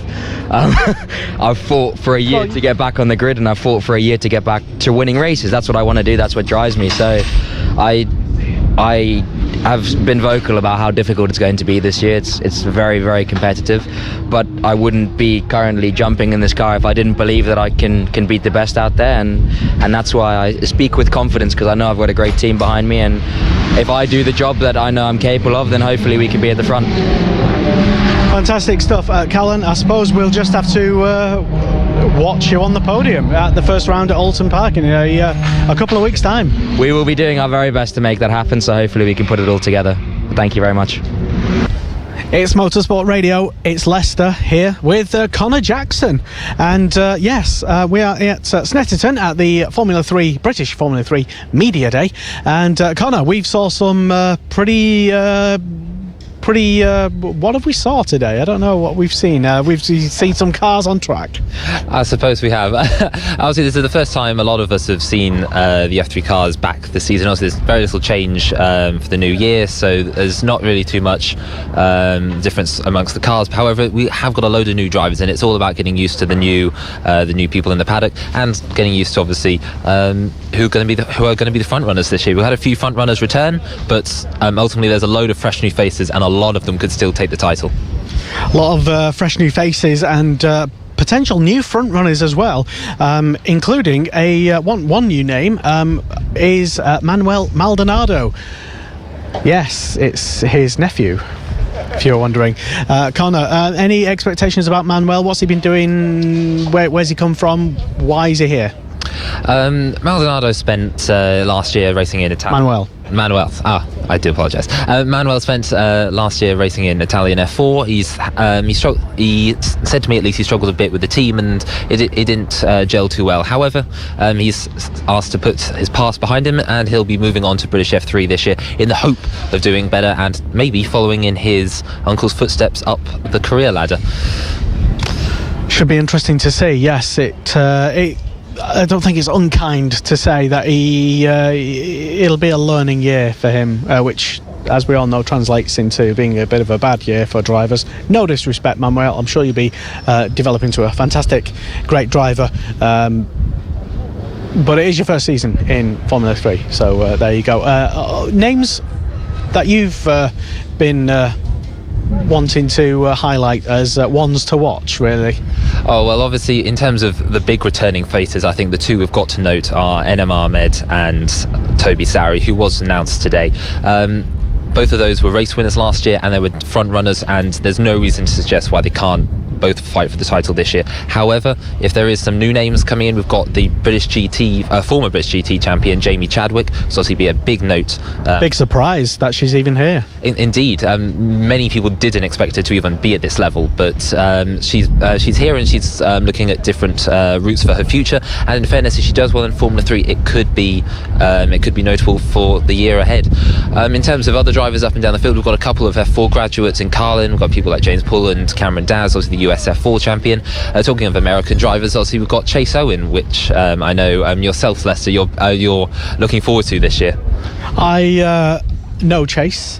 We know each other from my year following the National Formula Ford 1600 Championship around last year, and he did very well in that, winning in his first round at Alton Park, literally almost pretty much fresh from the plane from America, complete rookie in 2016. I've already identified him, Chase, as one of the ones to watch for this season, and I suppose it'll be, I mean, you chose one American as one to watch, Cameron. I've picked Chase. It'll be just interesting to see how that develops through the season, Connor.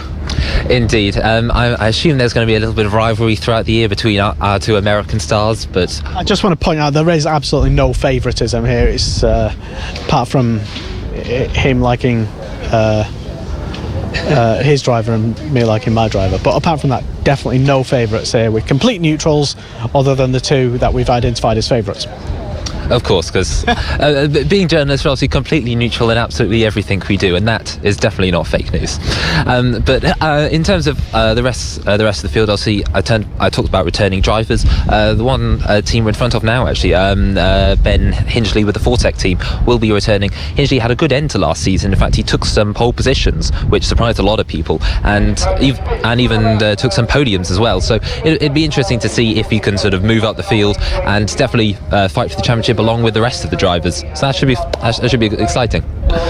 Yeah, also as well, drivers to watch out for potentially as well. Callan O'Keefe, you might remember that name because he was previously a Red Bull Junior driver on the Red Bull rookie program, and also a Lotus development driver for Lotus Formula One. He spent most of 2016 out of racing, having struggled to find funds, but he's back. He's chose British Formula 3 as his destination, and he'll be racing with Douglas Motorsport. I think he'll also do well as well.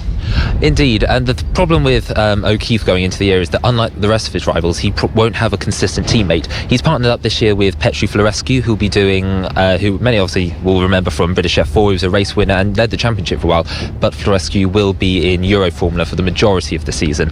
So it'll be it'll mostly just be O'Keefe on his own, which obviously may hinder him, but O'Keefe said he's a very independent driver and is someone who relishes the chance to improve himself.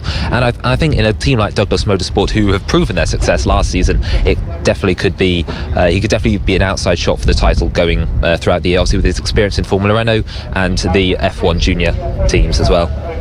Talking about new names and new teams as well, sort of a new team anyway. Hillspeed with Cliff Dempsey Racing is now a thing. Cliff Dempsey of Formula Ford fame teamed up with Hillspeed, the Derbyshire-based outfit, late last year to create this sort of collaboration of a team, really. They'll be sharing resources. Cliff will be essentially choosing the talent who races in the team, and he's picked Chase Owen from his exploits in Formula Ford 1600 last year, and also Jordan Kane, who was racing in America. He is British, and I asked him actually earlier how come he was racing in Formula Ford in America but decided not to choose British Formula Ford. And he actually said something really interesting, that he will be competing in the Walter Hayes Trophy in 2017, and also he's planning on maybe doing some races in the National Championship as well. So interesting team, interesting drivers. Indeed. With Kane, obviously he won't be doing a full season because Kane himself is not of age, is not as of age for the championship yet, so he'll only be entering after the third round. However, it will be interesting to see how much he develops throughout the year, especially as he says he might be doing a second year in the series, so he'll be definitely one to watch out in the future when he gets involved in the team. Also announced with Hillspeed today was a German driver. There goes Chase Owen, actually. Was the German driver Worm? Was his name, actually, amusingly. But well, we're still deciding whether it's Worm because he's German. We don't know. I presume so, or it is Worm. Either way, we don't know too much about him, really, do we? No, we don't. I haven't seen too much of his racing prior to this. However, it will be interesting to see how he develops, especially in a team like Hillspeed, who didn't really do a lot last season. They had one race with Ali Al Khalifa, and we didn't see too much of them. But they are back, 3-car lineup, especially for the late half of the year, and it'd be good to see how the rest of the talent improves, especially in what effectively, as you say, is a new team. Yeah, potential candidates for the championship has to be probably James Paul and maybe NM Ahmed as well. Oh, of course. We dropped. Yeah. Sorry, I just saw my life flash before my eyes. I'm sure that was Callan trying to run me over. Oh, of course. But yeah, with drivers like James Paul, he struggled to get a race win last year in British F4, but he was very consistent up towards the top of the championship. And drivers like NM Ahmed and even drivers like Ahmed last season, who were great in Formula 4 back in 2015, improved a lot going into 2016 in F3. So it'd be good to see how Paul does compared to the rest of the opposition. Certainly will do. The first round is at Alton Park in mid-April, over Easter weekend. In fact, we will be there. Myself, Lester Forbes and Connor Jackson as well, reporting for the checkered flag. Well, it's getting ready for the final session here at Snetterton in the pre-season media day for the British Formula 3 Championship. And we will go and watch some really nice racing cars on track. British Formula 3 is certainly back to its best. Oh yes, I can't wait for the season to start. As you can just hear, all the cars are going out for their final test session, and it should be good. And yes, Aaron almost literally did get run over then by Aaron Di Comberti as well, one name that we've not really spoken too much about as well. I don't think we will speak about him either if he's going to be running me over like that. But yes, as we were saying, certainly British Formula 3 back to its best. Oh, certainly. I was a little sceptical going into the year, especially with some names not announced, but with some of the new recent announcements, I'm a lot more confident going into this season. And it should be a really close competition because a lot of the returning drivers won't necessarily just claim the title, such as Sowry, who just drove past us. Exactly. Stay tuned. We will keep you up to date with all the goings on in the 2017 British Formula 3 Championship right here on Motorsport Radio. This is Monday Motorsport with Lester Forbes on Motorsport Radio.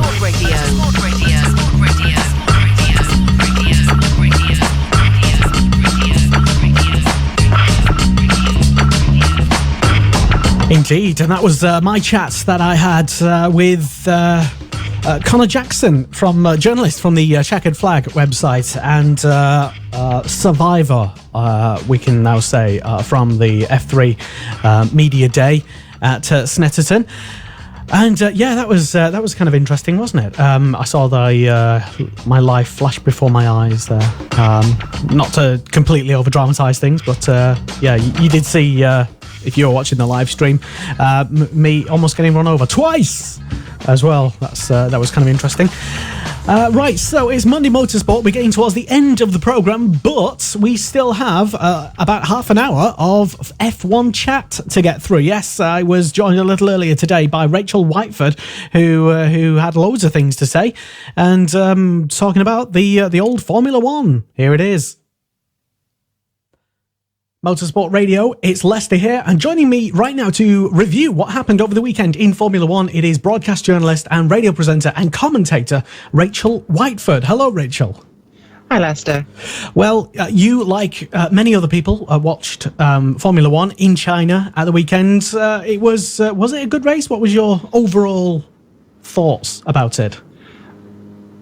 I have to say, for 2017, it was reassuring to see Formula One have such a typical Formula One race.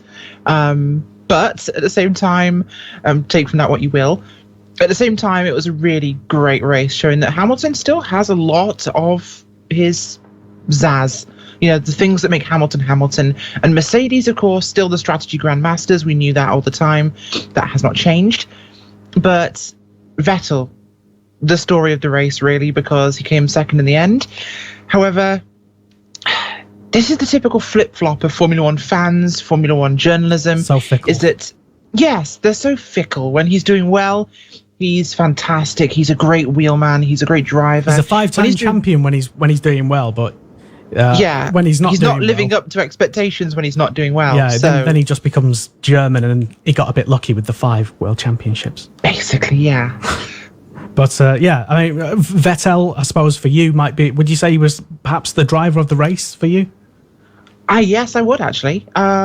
Because not only did he come back from being bottom end of the top 10 after the virtual safety car at the start for Lance Stroll. Of course, for those who didn't see the race, there was a virtual safety car on the first lap, and then we had, of course, the full course safety car for Giovinazzi a little bit later. And that meant that, of course, Vettel had pitted on the first one. So him and quite a few of the top runners had all come in on the virtual safety car to go for slicks. And this just showed how good Vettel was in changeable conditions and passing cars, which frankly has been at a premium in recent years. He did a great job of it. He passed his own teammates, which is, of course, always a mark of excellence within a team, because you're seeing one car against the same car. If which that in teammate, F1 is the only true measure. Well, I wouldn't hold Kimi Räikkönen up as to be anymore a true measure of how high the car performs, for example. I mean, he's kind of done really badly in whatever machinery he's been in since he came back to F1. So I hate to say it, but I agree with you, unfortunately, Lester. As much as I am a card-carrying Kimi fan, I have to agree. Unfortunately, he's just not had that edge, that razor-sharp finish width, the kind of sideways rally flair he used to have. He had something special. He seems bored again. Might just be which is a problem. I don't know. No, it's not. He's bored even for a Finn, which takes a lot. But no, Vettel, though, people are so fickle with regards to him. They come at him from all angles when he makes a mistake. But when he's doing well, everyone loves him. He's a superstar. They say, he's witty and charming when he's behind the microphone. But as soon as he's doing badly or does something they don't agree with, he's flippant and dismissive. So this is just how fickle words can be when you're trying to describe a driver who has consistently been a great driver in an era where Formula One drivers are more like pilots than drivers. They are commanding systems and operating the car, whereas Vettel's always been one of those drivers, just like Hamilton. In fact, I put them both in the same class. In terms of this generation of Formula One drivers, they are two of the greats. They are the Prost and Senna of this generation. Absolutely, yeah. For people who like to forget how good Vettel is, like you were suggesting, Rachel, Vettel has more world champions at the moment than Lewis Hamilton, who is closely, if he wins this year, will overtake his hero and probably a lot of people's hero who's listening and watching to this, Ayrton Senna. And as well, also, it didn't pass me by that it was Sky Sports F1's 100th Grand Prix at the weekend in China, and I made a couple of points suggesting, and looking back over some of their races since 2012, that this Sky Sports era of Formula One, since they've been broadcasting it, coincidentally, has also coincidentally been some of the greatest ever Grand Prix. Yes and no. I believe, yes, I completely agree that Sky's coverage has been fantastic, but colour me old school, I was always a BBC F1 fan. Always a BBC F1 fan. Are you talking about just the coverage that they the coverage in race? Yeah, like Ben Edwards, David Coulthard, I thought were fantastic in the commentary box. And Sky, yes, they're absolutely amazing. Personally, not so much, but at the same time, 100th Grand Prix, that's a fantastic achievement for Sky and for the service they provide. to the viewers. The team they have is top notch, probably the best in motorsports commentary at the moment in terms of relevant experience, relevant current experience, perhaps aside from IndyCar. I did, for those who know me on Twitter, my alter ego account can be a little bit outspoken, I suppose, is the best way of saying it. You outspoken, Lester? Never. And I don't promote it that much, just because anyway. But it's I did make the comparison that about Sky Sports F1's coverage, not saying in any way that it's bad, because I've always been a fantastic supporter of the team, and the coverage that they've provided has been probably the best ever in the world that F1's ever seen, including F1 Digital Plus. Controversial, I know, but I don't think you can tell. I mean, Sky Sports, and I understand fully why they do this. Because they have to, because they've got so many hours to hype and fill. And to be frank, if I was in control of that coverage, I'd probably end up doing the same. But there's too much, I would say, on the coverage, hype, spin, and for a fan, for someone who's kind of like me at the moment, who's very busy, doesn't have time to sit and watch every practice session, but when they do, like over the weekend, for example, the coverage seems like it's kind of like 9 hours of speculation, debate, and a hypothesis about what might happen, and talking about Horner and Hamilton, and a million monotonous interviews followed by about 20 minutes of racing. That's what it seems like, and every single session is covered brilliantly in exactly the same professional way. And that makes the race program, the actual race show, kind of indistinguishable to a practice session, for example. There's no extra hype. There's no, like, when we saw Formula One on ITV F1, or previously BBC F1, the old BBC F1, it was always a special event, the race coverage itself, but now it's kind of like a big, massive extension. They were reviewing, for example, perfect example, they were reviewing the drivers' parade that goes on with Johnny Herbert on the actual bus. They were reviewing that. And that's not necessary. That's clear that you're kind of having to fill. Again, I don't want it to sound like I'm really slagging them off, because I love Sky Sports F1 and I've always had a subscription to them and I really love what they do. But I think in this instance, it's a very rare case of just, we've got to a point now where there's just too much talking about very little, and you can have too many interviews with the same drivers saying the same things, boring us all to death. My little rant over, sorry. Good little rant. I have to disagree slightly, because this is a different age for motorsports coverage and broadcast coverage, and I have to defend Sky, because gone is the era where you could throw free practice up on Radio 5 and let it happen, and almost wheel out the B team, if you will. But at the same time now, more and more people want to watch the coverage, more and more people are tuning in and paying for the coverage, which means they want the same level of presentation, the same level of content, which means you can't really find much more else for the race when you're already providing everything you have, and start adding that to the practice sessions, because this is TV, let's be brutally honest. Viewership is important, is vital, and the number of views they are experiencing during any broadcast session is what is essentially advertising revenue. It's what they market to the advertisers. And when you're looking at it like that, if you can basically take the same viewership numbers for a Formula One race and put them on for 3 or 4 extra hours in practice sessions by adding more content, that's fantastic marketing, and I can't fault them for it.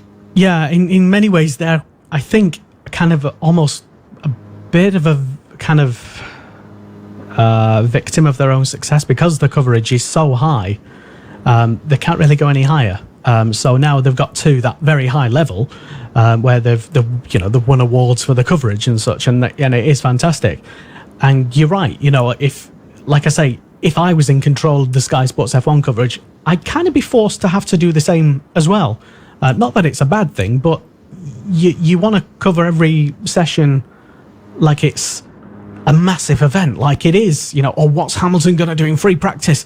Oh, is it going to be drama for Mercedes? Oh my goodness me, they've had to change an oil filter. How will this affect qualifying? Oh my God.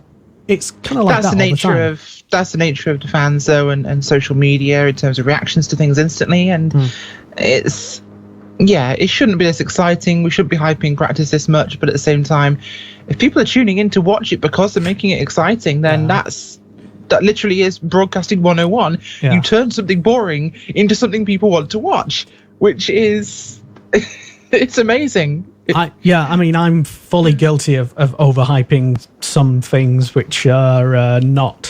Basically. You overhype? Never. Like you say, it's all about marketing. But anyway, that aside, well done. Congratulations to Sky Sports F1 for their 100th Grand Prix at the weekend. It doesn't seem like it. But anyway, on to the actual race itself. And before my rant about Sky and stuff, we were talking about the race. And Stroll Donado, once again, in the wars, let's say, he was punted off unceremoniously by, I think, Perez in the Pink Panther car, but I said on Twitter it probably was somehow still Stroll Donado's fault anyway. Stroll Donado is a nickname I absolutely love for Lance Stroll, but he has had good success in where he's been in motorsports in the past, but at the same time, there are always going to be critics who will say, well, look at where he's come from, look at the money he's come from, look at the money he's been able to bring to teams he's been with on his rise through motorsports. Has that contributed to him having good results because he's had good teams and good equipment? We all know things like karting is budget motorsports, it's you win based on your budget. So it's... You don't win the Formula 3 is he a championship, Maldonado? Well, no. You survive a Formula 3 championship perhaps that way, but you don't win one that way. And again, Formula 3 and Formula 1 are very different animals. The cars are very different. What you have to do is very different. Formula 3, you can really get out the gates and go, and it's about racing. Whereas in Formula 1, it's such a different game. But I think perhaps it's a bit much too soon for Lance Stroll. Stroll Donado perhaps not fair as a nickname, as hilarious as it is, but I don't think he's quite ascended to the pastor's level yet. Fair enough. I was testing that on Twitter at the weekend, so I'll give him a bit more of a chance, I say, before christening him that. Give him at least 6 more cars to go through before we call him, Stroll Donado. One person, though, who probably I said last week on this show that Giovinazzi, I was having a very open mind towards him. I really wasn't expecting anything, to be honest, and I didn't really get anything either. He smashed it into the wall twice, into the almost exactly the same spot. But given his lack of preparation, you could kind of, you can't sort of blame him too much. And he's probably going to be the last time in the car all season, according to Sauber, anyway. Yeah, I don't think he'll be getting invited back after that one. Again, you're right. Lack of preparation's a big thing for him, and you kind of can't expect much at the same time when a team will basically go to a driver who's stepping in and say, we want you to look after the equipment, of course, but please get lots of points. And you have on two hands, I must take a risk with a car that is not as fast to get advantage, to get places, to get sponsorship time on screen. I must take risks. But at the same time, I have to protect the car because if I want to be invited back, I can't bend it every week. So it's damned if you do, damned if you don't. That aside, there was some fantastic racing. Strangely, though, as I usually do keep my eye on Twitter during the race, I shouldn't really, but I do, hey-ho.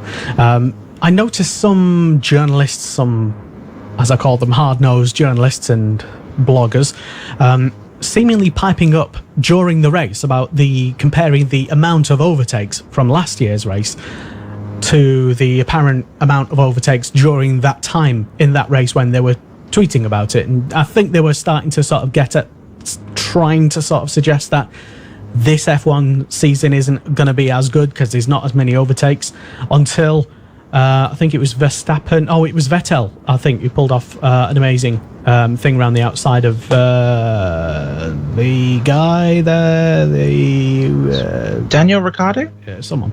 But yeah, someone did a good overtake, and then literally F1 was saved once again. But where do Formula 1 is counted in its overtakes, so you'll talk about a season in number of overtakes rather than a race. It's always been that way. Why are we surprised? Where do you stand on it, though? I mean, would you like to see... Are you one of the sort of people who would like to see more, I hate to say it, genuine overtakes. I will say one thing, and this will be my only comment on the subject. There is a reason I watch IndyCar. I'm a massive IndyCar fan. I wave the IndyCar flag proudly. IndyCar, of course, or two different makes, Honda, Chevrolet, and there is parity between the cars. There is no hybrid system. There is a push to pass, but of course that's a standard push to pass. And you see fantastic racing. You see amazing racing, you see amazing overtakes, side-by-side racing. Of course, you get crashes because you have lots of caution, you have lots of side-by-side racing, but you see great racing. Now, that goes back to the important question, which kind of answers itself here, is Formula One a driver's championship or is it a manufacturer's championship? And if you can answer that question, you already have the answer as to whether we should go down whichever tree we go. I think Johnny Herbert made a good point during one of the sessions on Sky Sports, which kind of all blended into one for me. Maybe it was the time and my lack of sleep. But he suggested about that, whether it's a driver's championship or a team's championship, and also the extra suggestions by some people in the press to maybe have a second Formula One race of a weekend. That if that was to happen, one of the ways that they could probably best do it and still keep the originality and purity of the main race is to have a constructors championship race. Thing is, though, Lester, the money in Formula One is because of the manufacturers' championships. The viewers are for the drivers, and now the two shall really meet in a lot of cases. And I don't know how you could have a manufacturers' championship race that would race any differently to the driver's race. With the same cars, it would end up being the same results, basically. Yeah, I think it would be I don't even know what he was sort of. What double header? Yeah, I don't know what problem there is to solve. I think it's just literally people throwing ideas around because it's kind of traditional at the start of the season when it's not as a banzai a beginning to a Formula One season as they'd hyped it up into being in their own minds, I think, because Australia usually isn't. It's usually a kind of a lackluster race. Usually the second race in the calendar, which was kind of Malaysia for a long time. Unfortunately, China doesn't really help that because it's a very stale track, unfortunately. Yeah. And also as well, I got to thinking as well, with it being a world championship, this is just philosophical. With it being a world championship and so many tracks on that championship being kind of the same, Tilkedrome things, it loses the entire point of a world championship in that all the facilities that they go to are generally the same. They're all kind of airport style things, great massive monstrosities where the facilities are good, but they're all kind of identical, and the tracks are all kind of identical, but in a sort of Scalextric type way, they're all slightly kind of different. Oh, it's like Forza. You flip the track around. You've got a reverse layout, which is the next week. Which is another very good idea. Stale. You see so many of these tracks, the Tilkedromes, and it's Fisher Price, my first race circuit. It's a Play-Doh mold for racetracks, and some of them are okay, but I think the vast majority of them are just the same. I like Bahrain. I think Bahrain's a great track. I think Circuit of the Americas has grown on me. I still think of it as Car Park of the Americas, though. But a lot of the tracks like China and Malaysia are just too similar. And what we need is more tracks, more of the old school tracks. Go back to South Africa. Go back to a street track in America.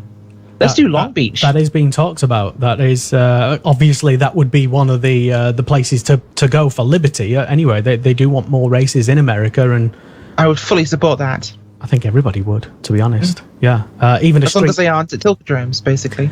Yeah, I mean, even a street racing around London, which has been Formula One to Road America. Potentially. Or Watkins Glen, who've just been repaved. There you go. Repaved and ready for action.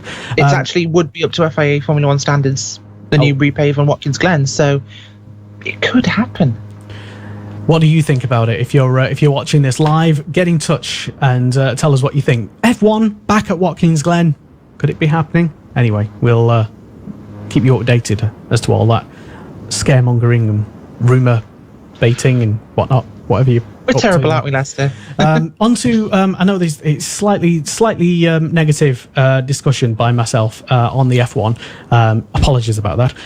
But I do want to talk about something that is completely positive.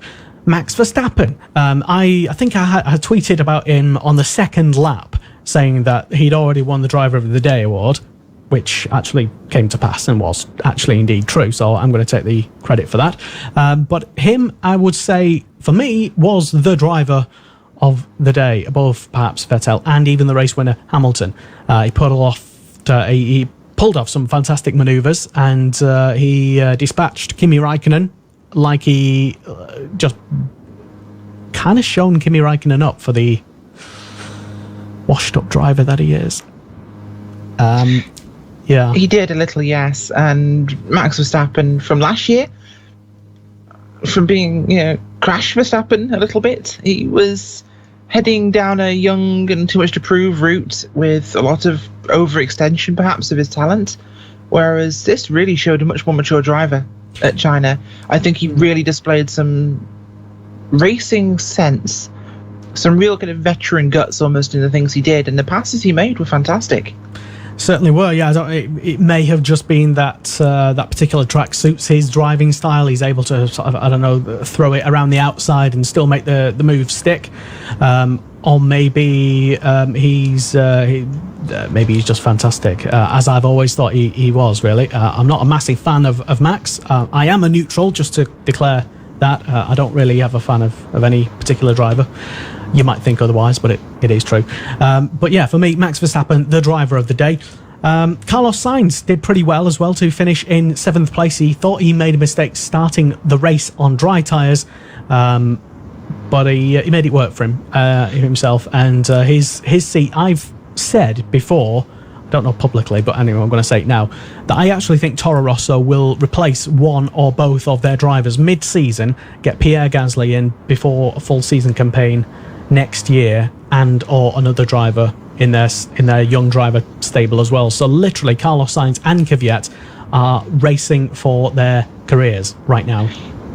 I think Kvyat's definitely racing for his career. I don't think he's ever been good enough.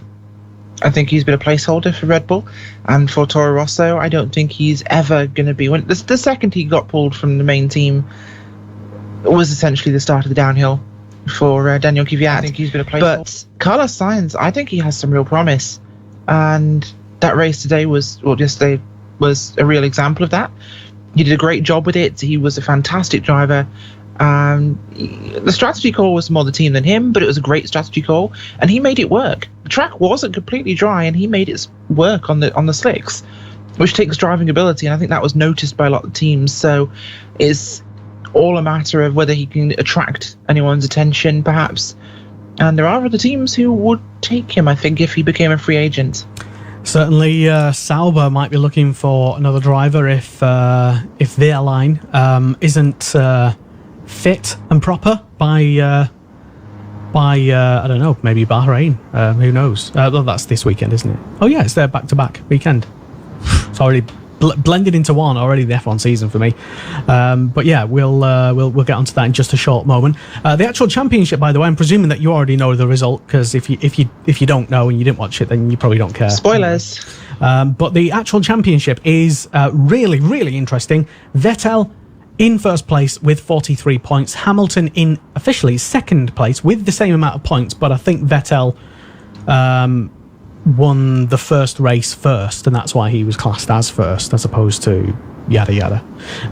But for now, they're level on points at the top of the championship, and it is Verstappen who is in third place at the moment with 25 points, ahead of Valtteri Bottas.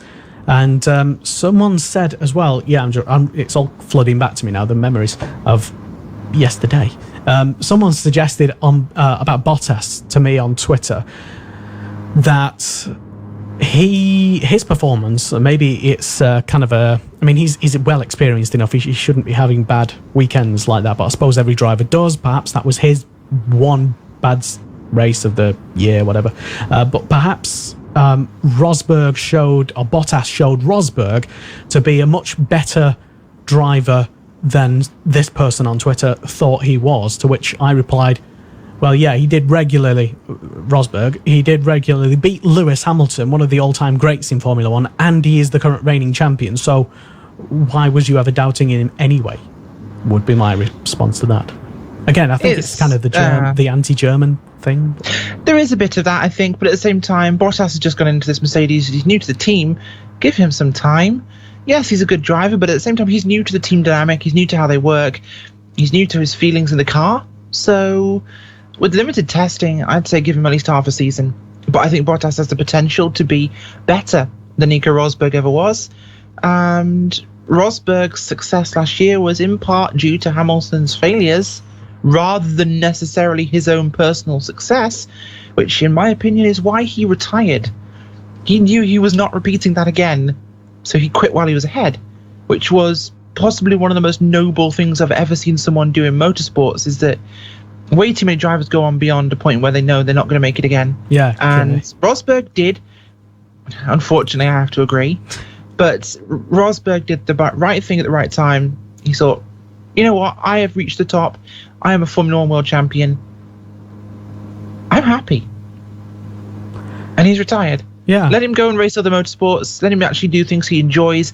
I don't think he enjoyed the last couple of years with Lewis. I think he wants to go back to being friends with Lewis, because they are childhood friends.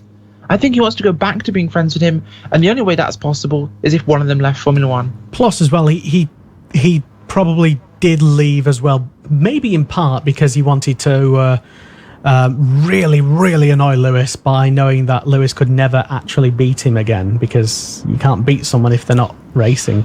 So that is an evil little thought, and I would kind of agree. But that's I suppose we'll find out in his book or whatever that he decides to release one day, or maybe a Motorsport Radio interview one day. I'll get him.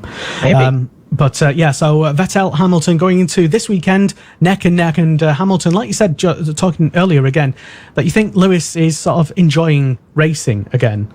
He's really happy at the moment, and he said as much in various interviews after the race at the weekend, that he's really looking forward to racing that Ferrari, which he expects to sort of push him all the way to the end of the championship. And hopefully that's the way it will work out, with the old style Formula 1 fight between two different teams, pushing each other and to and over the limit at some points, coming down to a fantastic showdown, which we know Sky Sports will do a brilliant job of covering and hyping.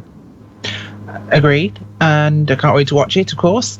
And I think this season has a lot to offer. I think there's a lot still to come. We've had some bad tracks to start with. I don't think they've really shown the potential of these cars. Australia's always a complete mess, because no one knows what to expect. No one knows how it's going to play out. And China is always a potato of a track in the calendar, full stop. And it's a bit of a throwaway. I think Malaysia almost is too. I want us to go to some of the main tracks, some of the difficult tracks, and we'll see where these cars are. We'll see where the racing is. I think there is a lot of potential this year for this to be a really good transitional year. Not a good year, but it'll be a pathway to a great year next year. I do think I agree with you, and I had the thought as well when I woke up early in the Friday morning to watch free practice, just to see a helicopter taking pictures of another helicopter which was on the ground and saying this is why Formula 1 is not on track at the moment, because of a helicopter, or it turned out to be that the helicopter couldn't land at the hospital, yada yada, understandable, don't forget the Yankee and all that. But Formula 1, I thought, and I tweeted as much, again, I'm going back to my Twitter account, saying that, well, you know, there is hundreds and hundreds of, there's billions in Formula 1 every year. Surely there's enough facilities and enough money to have a permanent neuro specialist or neuro equipment and carry that to every event with them, instead of, because there's probably too much money involved in Formula 1 now for Liberty from their point of view. I think when it was kind of Bernie's F1, I think he very much had a bit of a relaxed atmosphere, a relaxed thing to, the thing can't fly. What can you do? We'll just, just one of them things. But I think Liberty might probably take the step of either, if they can't, drag all this, basically a flying hospital to every track, which they already do to some extent, and their facilities are absolutely stunning. But it was the neurosurgery, neuro equipment that was... Neurologist. Yeah, is the one you're looking for? That, basically, yeah. You can tell I'm a technical person, but I think you're right there, Lester. You are absolutely right. Because they did actually move it, didn't they? They did actually move the equipment closer, or to another hospital closer to the track. Yeah, they did, and I think that's not impossible. I mean, look at some of the American series. Granted, they are on the same continent, so it's easier. But IndyCar takes this Hamaco safety crew with them. NASCAR is now operating a single unified safety crew which will travel to each race. And with the amount of cargo Formula One move, I think they could afford to bring with them their own medical team, including specialists, and the equipment more than manageable. Definitely. With the size of airlift aircraft these days and what they can transport, and the fact that flying hospitals in their own rights do exist, it wouldn't be beyond possibility to have a flying hospital aircraft at the local airport. It's a chopper right away, or a ambulance right away. But they could also have facilities on site, and neurologists, other specialists on site, more than possible. And I think with perhaps the more European, as you say, relaxed attitude Bernie had with things, it was more of a, I'm sure it'll be fine. Whereas America is very much litigation and paranoid. I think Americans running this will have a whole different attitude to, if we can take a safety precaution, we will take it. If we can find some way of making this safer, we will. America has had the spectre of top-tier motorsports death hanging over it far more recently than Europe has. And Gilles Bianchi, yes, whilst it's the most recent, I think America's held the memory longer. The likes of Dan Weldon, the likes of Dale Earnhardt, both of which are very similar to, well, especially Dale Earnhardt's was very similar in fact to what happens to Gilles Bianchi, almost in a way, not the same, but it was neurological. And I think that also, of course, we had recent death in IndyCar again, but it's something that I think Americans are very much more aware of. It's become more of a talking point, a story that they are very, very much aware of, and that I think they are more proactive in trying to stop. Not a discussion that I thought we'd be delving that deep into, to be honest, but it happened, and it was, I suppose, embarrassing for the organisers at best, because weather happens. You can't really stop it when it's extreme weather, and it has a knock-on effect for ultimately the paying public, and that's what Liberty Media is going to, I suppose, prioritise over anything else. It's a bad image that Liberty Media as a company in that sort of perspective and with that sort of outlook in terms of a marketing strategy will not want to see, because it is, if we are being very brutal about this, it's bad press. Let's be brutal. Let's take being kind to the humans out of this.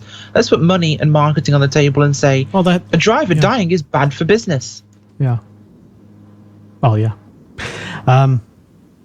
Yeah, that really wasn't a discussion I thought we was delving into. No, it's got a little bit off track somewhat last But anyway, moving on, like a total pro that we both are, to talk about this weekend's Bahrain Grand Prix. GP2 back again, I think. Is it? No, it's not. It's Formula 2. What am I talking about? Yes, Formula 2. Formula 2. So there you go. Formula 2 is going to be there.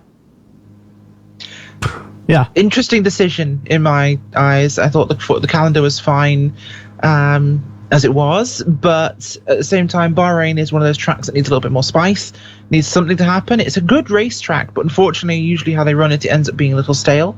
But it can create some great racing. Who could forget Hamilton and Rosberg going toe-to-toe under the lights? Which was an absolutely magnetic racing moment. Yeah, that's Rosberg. I already found myself missing him at the Chinese Grand Prix until Valtteri's engineer came on and actually called him Nico, which I thought was quite funny. But yeah, not for him, I'm sure. One of the all-time greatest Formula One duels really happened, like you say, at Bahrain a couple of years ago, and the year before then, Rosberg put some absolutely stunning moves on other drivers as well at the same race. So, I think we'll miss Rosberg. I think he'll miss being at the Grand Prix racing in a car. In the back of my mind, I still think maybe he's tempted to do a Schumacher and kind of dive back into a race seat maybe next year once he's realised that actually he kind of misses racing a lot. He's young and talented enough. He's still the reigning world champion, and nobody will blame him. Maybe, but I don't think he will. I think Nico Rosberg's a bit more mature than that. I think he values what he will gain from not racing more than what he would gain from racing. I think we might see him pop up in DTM, or we might see him pop up in another form of racing. But I think he wants to have fun on track again. I think this has taken so much out of him that I think Formula One was a logical career end path for him, for the motorsports ladder he took. And I think he's gotten there. He's achieved what he wanted to achieve. He's seen what it did to him and to his friendships. I don't think he'll ever be back, because his reasons for going, I think, were totally different to any other driver. Well, we'll have to wait and see. People get addicted to Formula One, and it's very hard to walk away and stay away once you have walked away. But anyway, I suppose that kind of wraps things up, really. We've talked about a lot of different things, which I never expected we'd talk about today. So, I suppose we'll just have to wait and see what happens in Formula 2, which I'll be watching.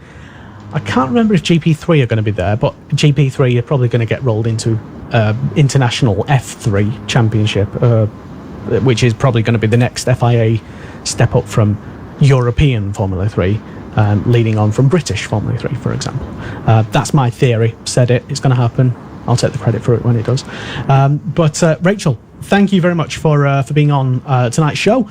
And how can you just tell us a bit more about what sort of you're getting up to as well recently? You've been doing a lot of commentating lately on some sim races. Yeah, I do a lot of esports commentary at the moment, more so than perhaps the on-track actual commentary, which is a little bit weird for some people, I'm sure. But you can find me in a lot of places. I go down, of course, to the Simply Race venue in Milton Keynes, covering their touring car racing. I'm covering content for RaceSpot TV on YouTube, and you can find us there, of course. But sim racing is, I think, heading up towards being, part of the big esports world at the moment, and it's heading to a point where I think it's going to really be a core part of the motorsports viewers' diet in terms of what we get. And there's some fantastic action, and of course, you get to see it live and in full HD for cheaper than Sky. Exactly, yeah. If every race, like you say, is in HD, streamed live on YouTube with professional commentators like yourself and a huge gang of other commentators and enthusiasts who know what they're talking about, then yeah, why not? Is what I'd say. But thank you anyway for taking a few minutes out of your evening to join us and talk Formula One here on Motorsport Radio, Rachel. Thanks for having me, Lester. Rachel Whiteford joining me earlier on via Skype to discuss Formula One, and the overnight TV ratings for F1 are now in. Yes, head to f1broadcasting.co to read David Nelson's usually brilliant article, which I was just having a quick flick through. I've not had time to read it all because we've been doing this. Apparently, according to the overnight TV ratings and David Nelson, the Chinese Grand Prix continued what is turning into a difficult start to the year for Formula One in the UK, as overnight TV viewings show. It goes into very, very detailed numbers and stats. I won't even bother reading them out because I'll probably get it all wrong because I've not read it, if you know what I mean. But check that out. I'll put a link to it on the page. Always interesting to watch, especially if you're a nerd like I am. But it's f1broadcasting.co or co anyway. So a big thank you to everybody who has sort of been on the show this evening. A big thank you to Rachel Whiteford, to Connor Jackson, and also to Dan Marr as well, and to people who've been watching the stream and participating in the live chat that we've had as well, to Paul Anthony Nicol, Daniel James Parker, to name just two. Also, hello to David Cruz as well, to Gary Brook, Jordan Kane, Joanne Fabi, probably Jack Fabi as well. Hello to everybody there. Hello to Chase Owen. Happy birthday once again to Chase. Joe Haggerty, Grant Kane, and John Provost. And also to the people who I've been mithering and interviewing as well for the past couple of weeks. Big thank you to Seb Morris, Kieran Haggerty, and Sandy Mitchell, to Kelvin Fletcher, to Sam Tordoff, Callan O'Keefe, Manuel Maldonado. Thank you for taking the time out. I'll come and stalk you all again this weekend at the first British Formula 3 and GT race of 2017. Also, Jamie Chadwick, big thank you to her. I'd love to see her do well this weekend. Aaron DiComberti, despite almost running me over in the paddock, I'll maybe you can bake us a cake as compensation. I think you should do that. Jordan Kane, I've already said hello to. Harry Hayek, be great to see him do well this weekend. And Petru Florescu as well, if he's racing. I don't know what his part-time season campaign, what he's doing, what he's not doing this year. But I'm going to presume he's going to be racing at Alton this weekend in British Formula 3. And that's pretty much it, really. It's been a marathon, epic program. It's gone on way longer than I'd ever thought was possible to do this sort of thing. We will return again next. The show is called Monday Motorsport, but next week will actually be on the Tuesday, because Monday I will be probably recovering from what will be definitely a brilliant first round of the British GT Championship, as I've already said, at Alton Park. Do come along, or you can watch it on Frontrunner TV. You might even see me bobbing about in the background somewhere, or Dan Marr will be bringing you video updates and reviews on the Tuesday and throughout next week as well. I think Nick Smith from the Image team will also be joining us at some point as well. And so that's pretty much it, basically. Thank you, like I said, for joining me. My name is Lester. This is Motorsport Radio. You can join our website, motorsport-radio.com, and keep up to date and basically watch tons and tons of free videos. Forget all the subscription stuff that you're seeing online at the moment. All our stuff is free, and what's best about it is that it's very good. It's hand-picked videos from all over Tinternet, mostly pretty official stuff. We do take all the unofficial stuff down when we can. But yeah, check out our website for literally thousands and thousands of brilliant videos from old Indy 500 races directly from the official sources to all of the Brit car races going back to 2011, 2012, whenever they started doing TV, whatever's online and we can find it, we'll put it into a audible place in a sensible findable spot for you, because trying to find championships from years ago is on YouTube especially bloody difficult, I'd say. Anyway, that's another topic for another time. Thank you very much for tuning in live. It's been a brilliant show, if I say so myself, and that's it, and I'll see you next week.